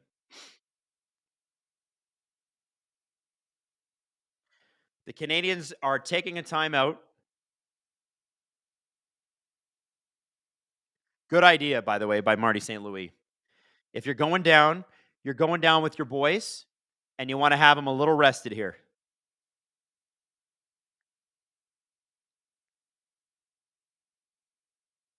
By the way, this has easily been the best period of the entire series, this last part of it. There were some slow moments. There were some exciting moments in this series. I guess I should say have been, because we're still in the series. The Caps are 96 seconds from clinching their spot and playing the Canes in the second round. Logan Thompson traded out of Vegas last year for a third-round pick when he was signing autographs at the draft. Literally showed up to sign autographs, found out he was traded. Still stayed and signed all those autographs. He's had an unbelievable season in Washington. Worth every bit of what they paid and more. Not that Vegas is hurting at all. Thompson wanted an opportunity, and boy, did he get one in Washington, and he's made the most of it. Montreal, big steps forward this season. That power play looks scary. Gallagher, Hudson, Suzuki, Demidov, Slavkovsky, and Caulfield. That's your top six. 90 seconds to go. Demidov with a shot, and it's high and wide. Protas with the play, and it looks like Demidov is better get that puck. Better get that puck. Oh, he took a look at the bench and forgot about the puck. It was close. Slavkovsky drops it back to Suzuki. Kept in by Hudson. Slavkovsky's going to get it in the corner. Chased by Chychrun. Chychrun's all over him. Have get the puck across the ice, but nobody there, and the puck is a little too high to receive. Caulfield down low to Gallagher to Caulfield. Oh, and the puck goes wide. Slavkovsky at the side of the net. 53 seconds on the clock. Suzuki with a big hit. Carrier holding that puck out. 45 seconds to go. Montreal with Dobish on the net, or on the bench, not on the net. Slavkovsky, Demidov, Hudson to Caulfield. Caulfield to Hudson, shot. The shot is blocked, and the Caps, I believe, are going to finish this game. Brandon Duhaime. Ladies and gentlemen, the Washington Capitals are going to the second round. A valiant effort by the 8th-seeded wild card Montreal Canadiens. They did get a game in this series. They could have had two. But the Washington Capitals are just straight up the better team right now. Watch out, though. The Montreal Canadiens are back, and they are going to get better and better and better.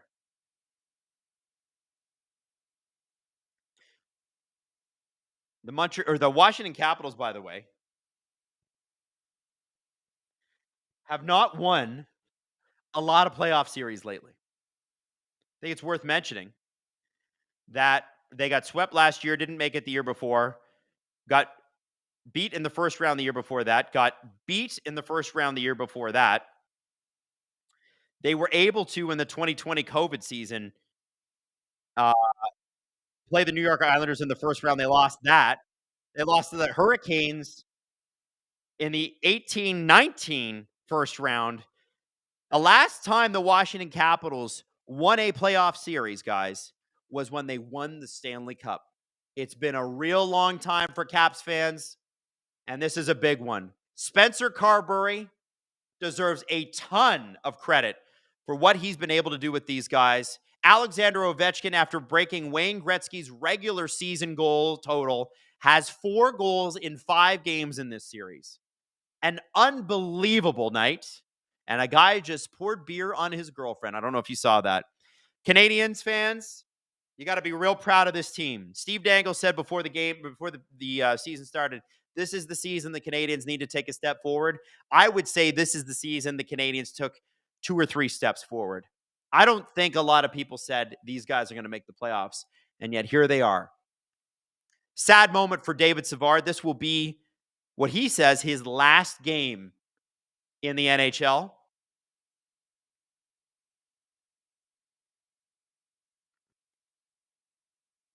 Francois Lebel, thank you, Adam and SDPN crew, for great streams. Thank you, Francois. Thank you for watching. I hope you'll stick with us through the playoffs. Montreal is the second team eliminated from the 2025 playoffs. David Savard has played his last game in the NHL. A great career and a really good season to finish it off. Marty St. Louis looks to be on the verge of tears, and no doubt that's an emotional moment. By the way, we are going to stay on. There is still 14 minutes left in the Panthers and Lightning, with the Panthers up 4-3. So we are going to move on to the Panthers and Lightning in just a few minutes here after the handshake line. David Savard, clearly emotional, and who can blame him? Goodbye, Treebeard. And I say that with the utmost respect.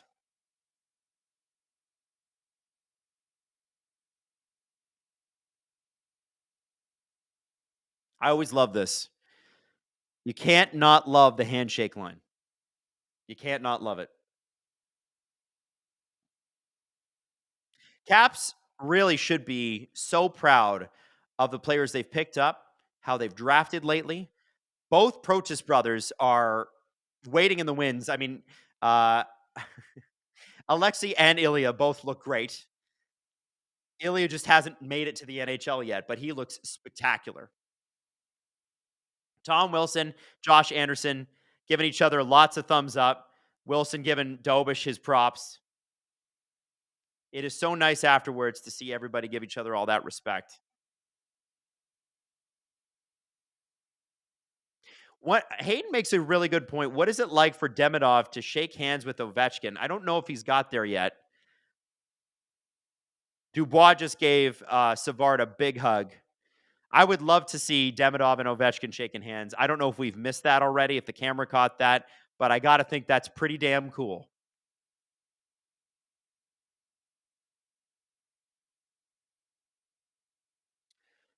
Savard and Dubois played together in Columbus. Yes, they probably did. Yeah. Guys, stick around. We are heading to Florida and Tampa. Savard and Ovechkin giving each other a big salute. Anderson and Ovechkin. Ovechkin's going to give Dobish his props here soon. We didn't get to see the Demidov-Ovechkin handshake, but you have to think that was pretty cool for Demidov. Okay, so guys, I think what we're going to do is we are going to move on. As the playoffs continue to move on, that's just the way it is. Spencer Carberry, Marty St. Louis, handshake.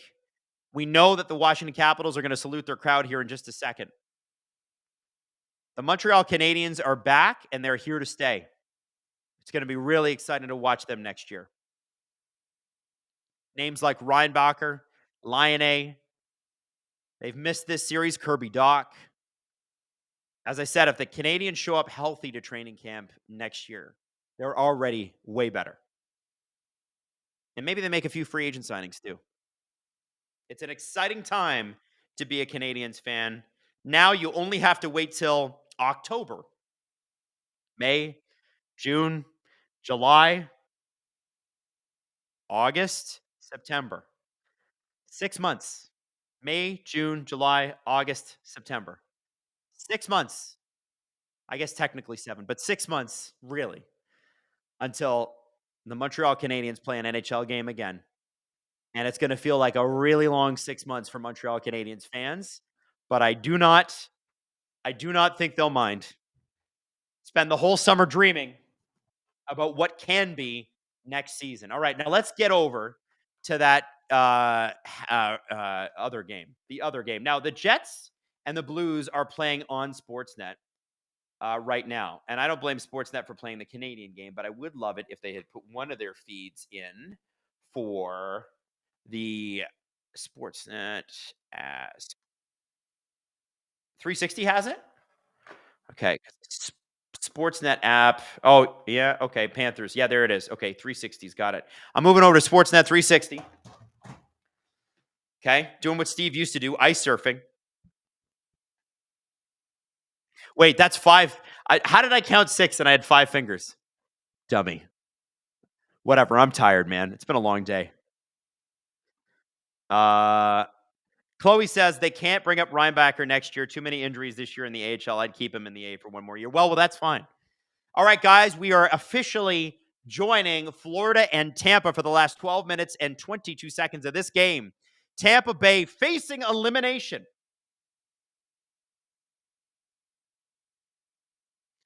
All right, guys. Let's have some fun here. I've watched very little of this series because either the Leafs have been on or the Canadiens and Caps have been on, so this is going to be fun. 12 minutes to go in this game. And this series has had some wild moments. Hagel on Barkov. Ekblad on Hagel. Ekblad scoring the goal last game to tie things up. Tampa had a 2-1 lead heading into the last 4 minutes, and they lost 4-2. How's that happen? Well, Ekblad was still playing. He's going to be suspended today. And potentially, if the Florida Panthers win, he'll be suspended for game 1 of the first round or second round, too. To Montreal Canadiens fans, I just want to say it was a real pleasure hanging out with you that series. Thank you so much. Caps fans, same thing. Had a blast. Nick Paul with the shot.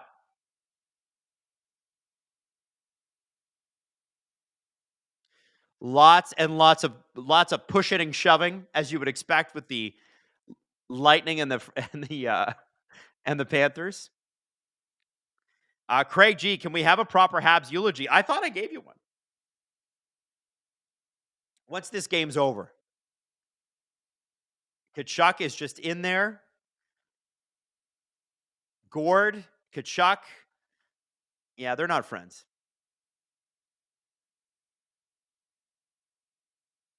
Who did I pick on my bracket? I think I picked the Lightning because I wasn't sure how healthy Florida was. And it turns out Florida was super. If I'd known Florida was healthy, it would have been a no-brainer. No-brainer. I'd have picked the Panthers.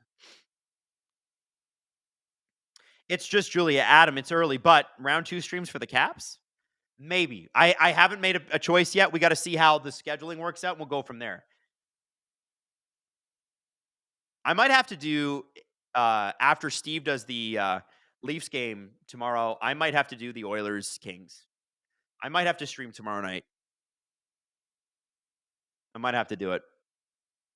Because there's so many elimination games. If the Oilers eliminate the Kings tomorrow night and we miss that, I would be so upset.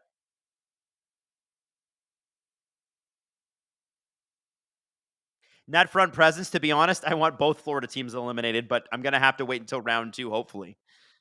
Well, hopefully it's the Leafs and the Panthers, or the Leafs and the Lightning in round 2. Oh, Lightning with the puck behind the net, and we can go from there.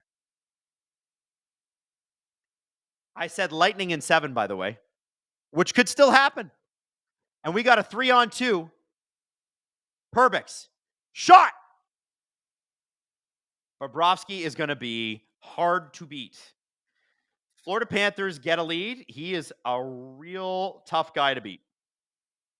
Although he has let in 3 goals tonight. That's got to feel good if you're the Lightning. Getting 3 goals on playoff Bobrovsky, that ain't easy.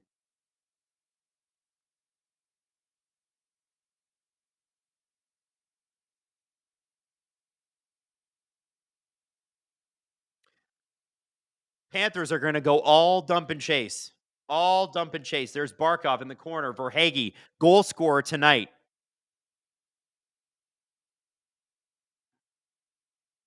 Cirelli. And the Rangers dump it back in. There's McDonough. Back with the Tampa Bay Lightning after a couple of years in Nashville. Or is it just the 1 year? I can't even remember anymore. I've had no time to do research for this series. Either way, he's back. They're happy to have him, but you have to think they want more than just a first-round exit.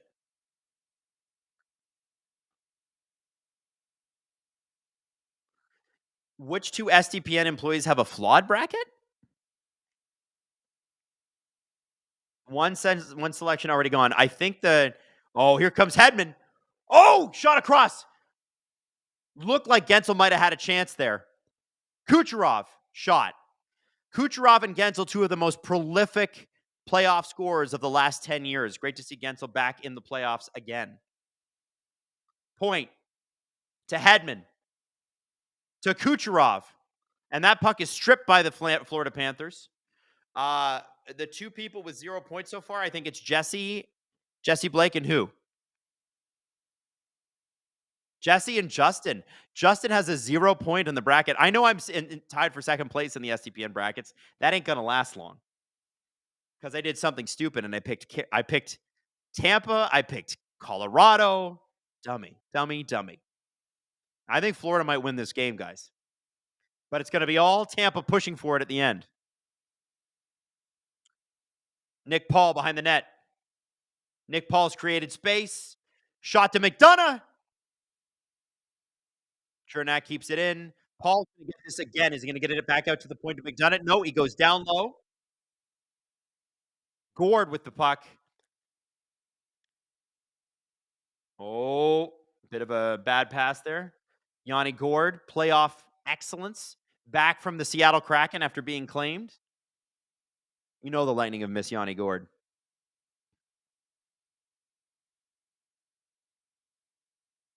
They have been bringing the band back together, but is it going to be enough this year? Gord, by the way, is a unrestricted free agent at the end of the season. As a team looking for center help, it sure would be nice if the Leafs. Cirelli brings the puck in. And I said if the Leafs, so you could complete the sentence. Maybe they could get Bennett and Gord.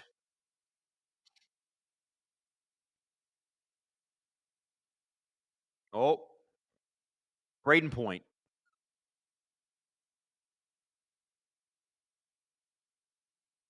Looks like they're offside. Bennett, who is right now in line to be the game-winning goal.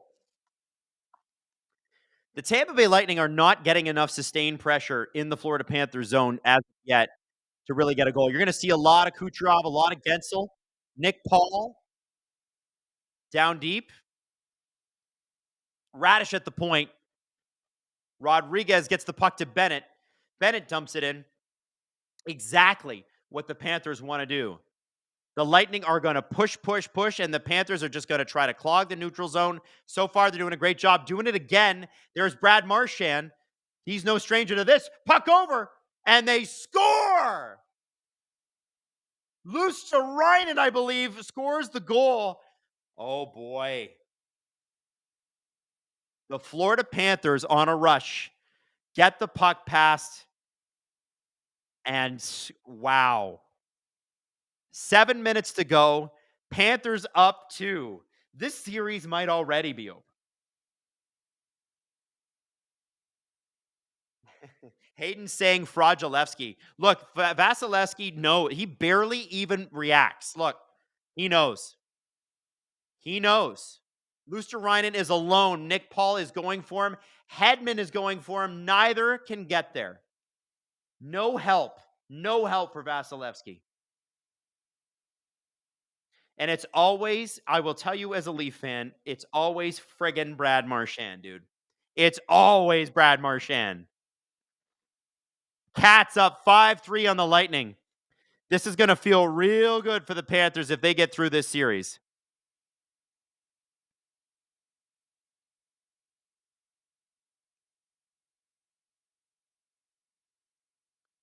Wow. The Lightning have got to get something going here. They got to get a goal here in the next couple of minutes to really have a hope. Otherwise, you're pulling your goalie trying to get 2 goals at the end of the game. Marchand has 2 assists tonight already. And maybe a third on the way. Here comes Perbix. Taken out by Mikkola. Barkov taken out in the corner. Bennett out there. He's done a great job defensively tonight. Here's Mikkola. Puck goes out. Panthers at the red line. Try to get the puck deep. They don't, but they are able to change.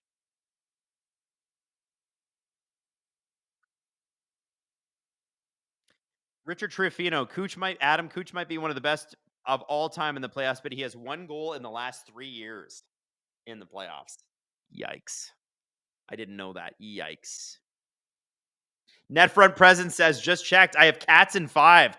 LFG. Yo, you have Cats in 5. That's solid, dude. Solid. Good pick. Good pick. He has 16 assists, though. Yeah, but you need some goals, too. Let's just call it what it is. I think that Tampa just isn't the same Tampa anymore. They just don't have the firepower and the toughness and the depth to keep up with the Panthers. It happens to all great teams. 5 minutes potentially left in Tampa's season. We'll see what Braden Point can do. He's had another spectacular year for the Lightning. Gensel, again, one of the most prolific scorers of the last 10 years in the playoffs. All of those seasons with Pittsburgh and those deep runs to the Cup final in 17 and 18, or 16 and 17. Caps won in 18. Or the Caps won in 19. James Stemler, I put Caps in 5 and Canes in 5 in my bracket, so I nailed 2 on the bottom, but a lot of my others are not lining up that well. Ha ha ha. Hey man, if you can get a couple like absolutely correct, that might be enough to carry you through the second round or into the second round with some good stuff. It might be enough. You need to get a couple right, like 100%, and then hopefully one of your second rounds lines up properly. We'll see. It's really hard. Bracket science is really hard. Will there be any upsets this first round? Hayden asks. Potentially. Could be, I don't know, the Toronto Maple Leafs upset by the Ottawa Senators. That could be upsetting. I think the Kings losing to the Oilers would be an upset because they finished ahead of them in the regular season and we're up 2-0. That would be an upset. That's an upset. And also, the Blues are playing the Winnipeg Jets right now. If they win game 3 and then they win game 4, that Fowler-Parayko pair dominating people. I didn't. Well, somebody just said Minnesota has a decent shot right in the chat, Hayden. Hayden's like, you didn't mention Minnesota. Minnesota's got to win 2 games out of the next 2. They can do it. They got to win.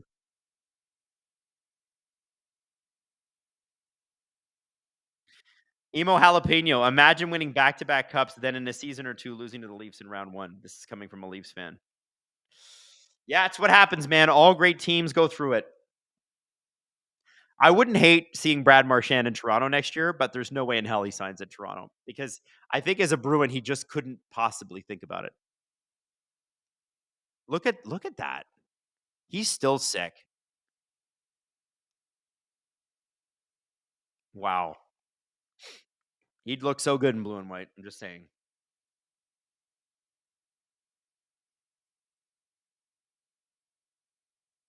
Wow. Brad Marchand, what a playoff guy. Man, he's just playoffs all the time. Vasilevsky has been pulled. 5 minutes to go in this game. Vasilevsky has been pulled. And the Panthers dump the puck down. It is going to be icing. 4:37 left in the third period. This could be the final 4 minutes and 37 seconds of not only Tampa Bay's time, but there are odd whispers about John Cooper potentially being available. Is this the less than 5 minutes we see John Cooper coach the Tampa Bay Lightning? Jake Gensel surely doesn't want that. For Tampa to only win 1 game in this series, they gave up 2 firsts to get Bjorkstrand and Gord. Oof. You don't like that. You don't like that.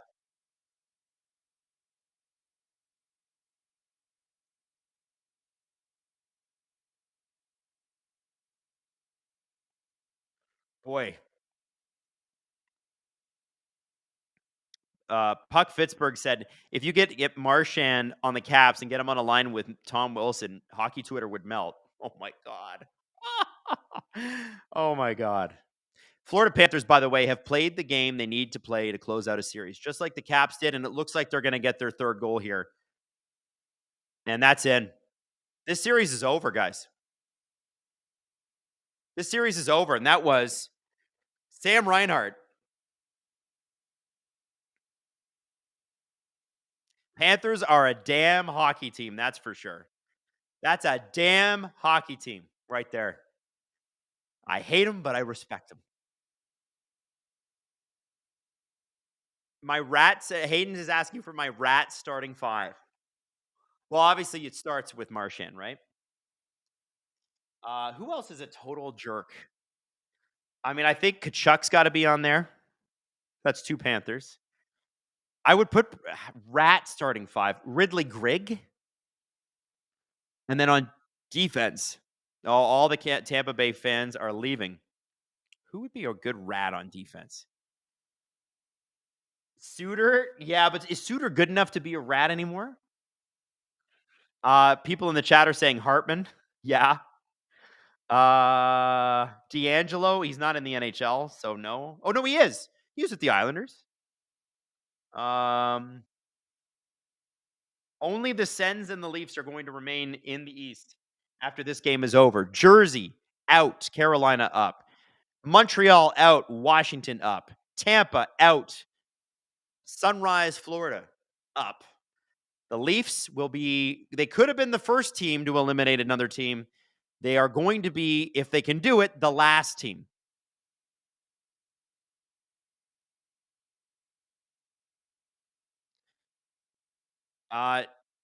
Somebody said Nurse, Radko Gudis. Is Radko Gudis a rat? Because a rat's a guy. Yeah, Gudis doesn't fight. I could see Radko Gudis.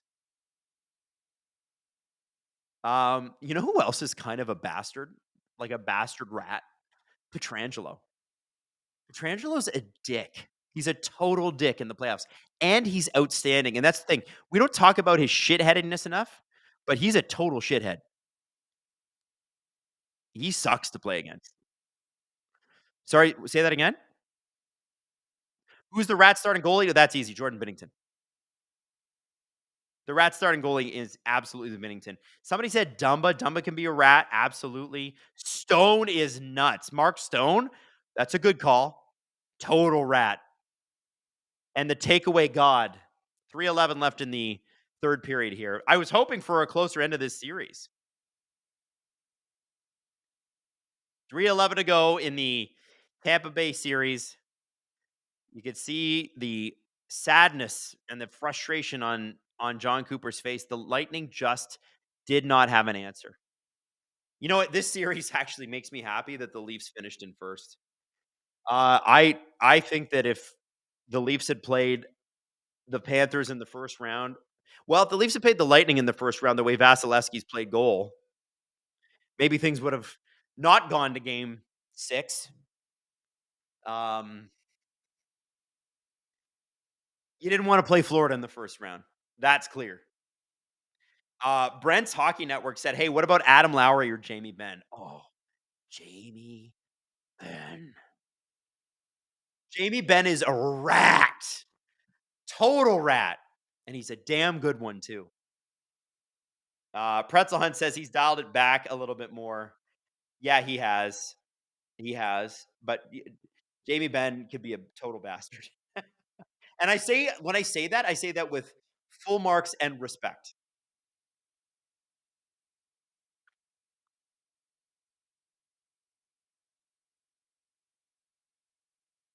Kadri, well, Kadri's not in the playoffs. I was going on playoff guys.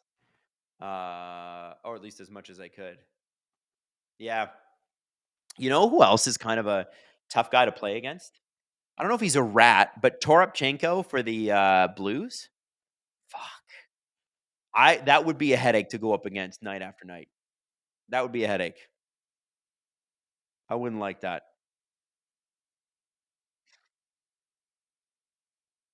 Dylan McElrath, Oscar Sundquist.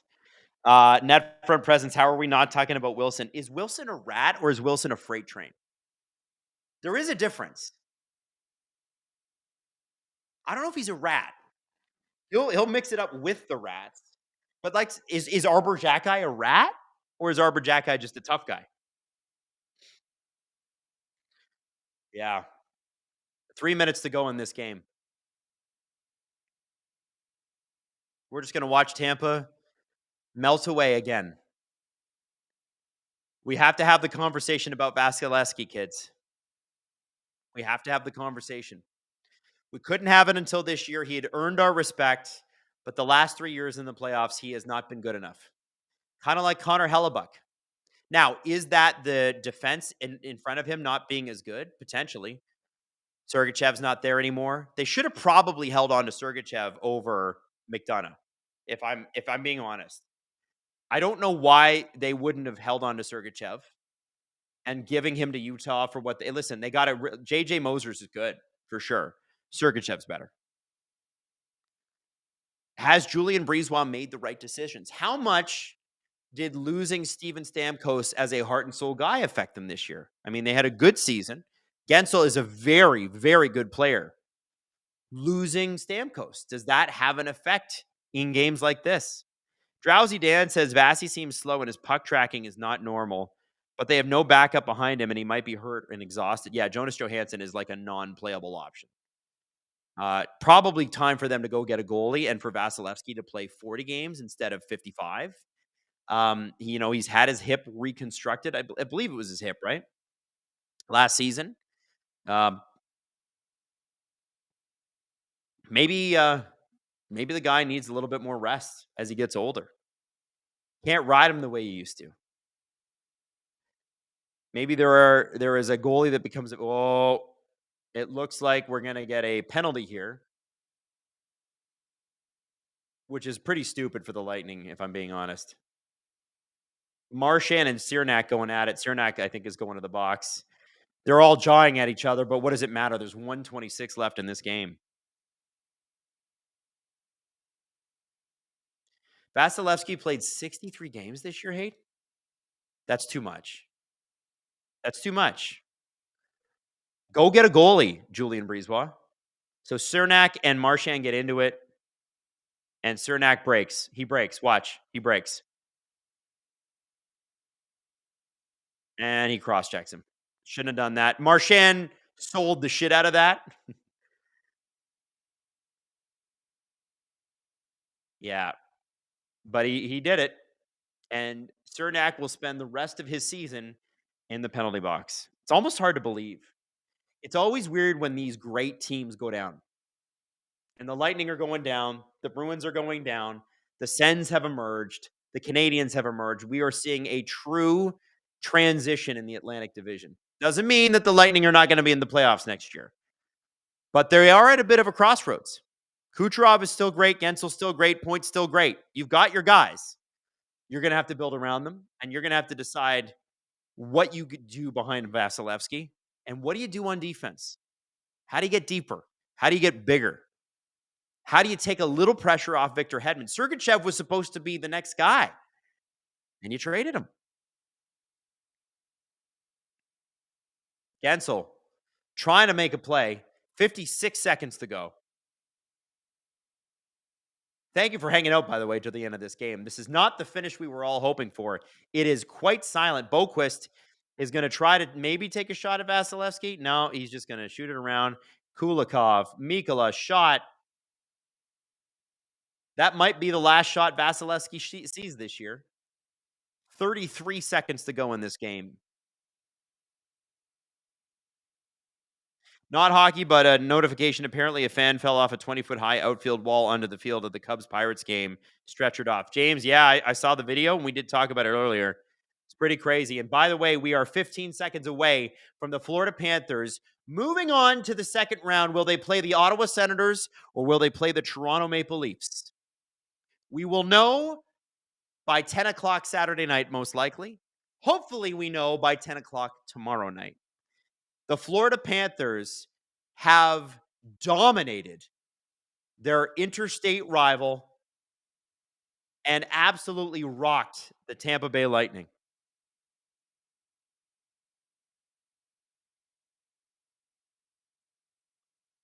Nikita Kucherov has 1 goal in his last 16 playoff games. Toronto-Ottawa will be the only series in the East that goes to Game 6. Guys, the Panthers are terrifying. They're great. They're friggin' great. Wow. This is crazy. Guys, can anybody stop the Panthers? The question needs to be asked for the 3rd year in a row. We got to ask, can anybody stop these Panthers? I don't know. They are tough. You know what? I am exhausted. I did the SDP today. I did the VIP today. I did Nailing the Apex. I did AP. We did the Habs Caps game. We did the end of this game. I got to go home. I'm tired. But I might just see it tomorrow night after the Leafs game to watch the Oilers and the Kings play each other. I might just pick it up from Steve. Hayden, would you be in for that? Or the Wild playing? Wild will be playing at 7. So I know Hayden's going to be watching that. He says, we'll see how his mental state is. Okay, guys. So I will hopefully see you maybe tomorrow night. And until then, love y'all. Have a great one, Gripper Nation. I am out for this evening. We'll see you later.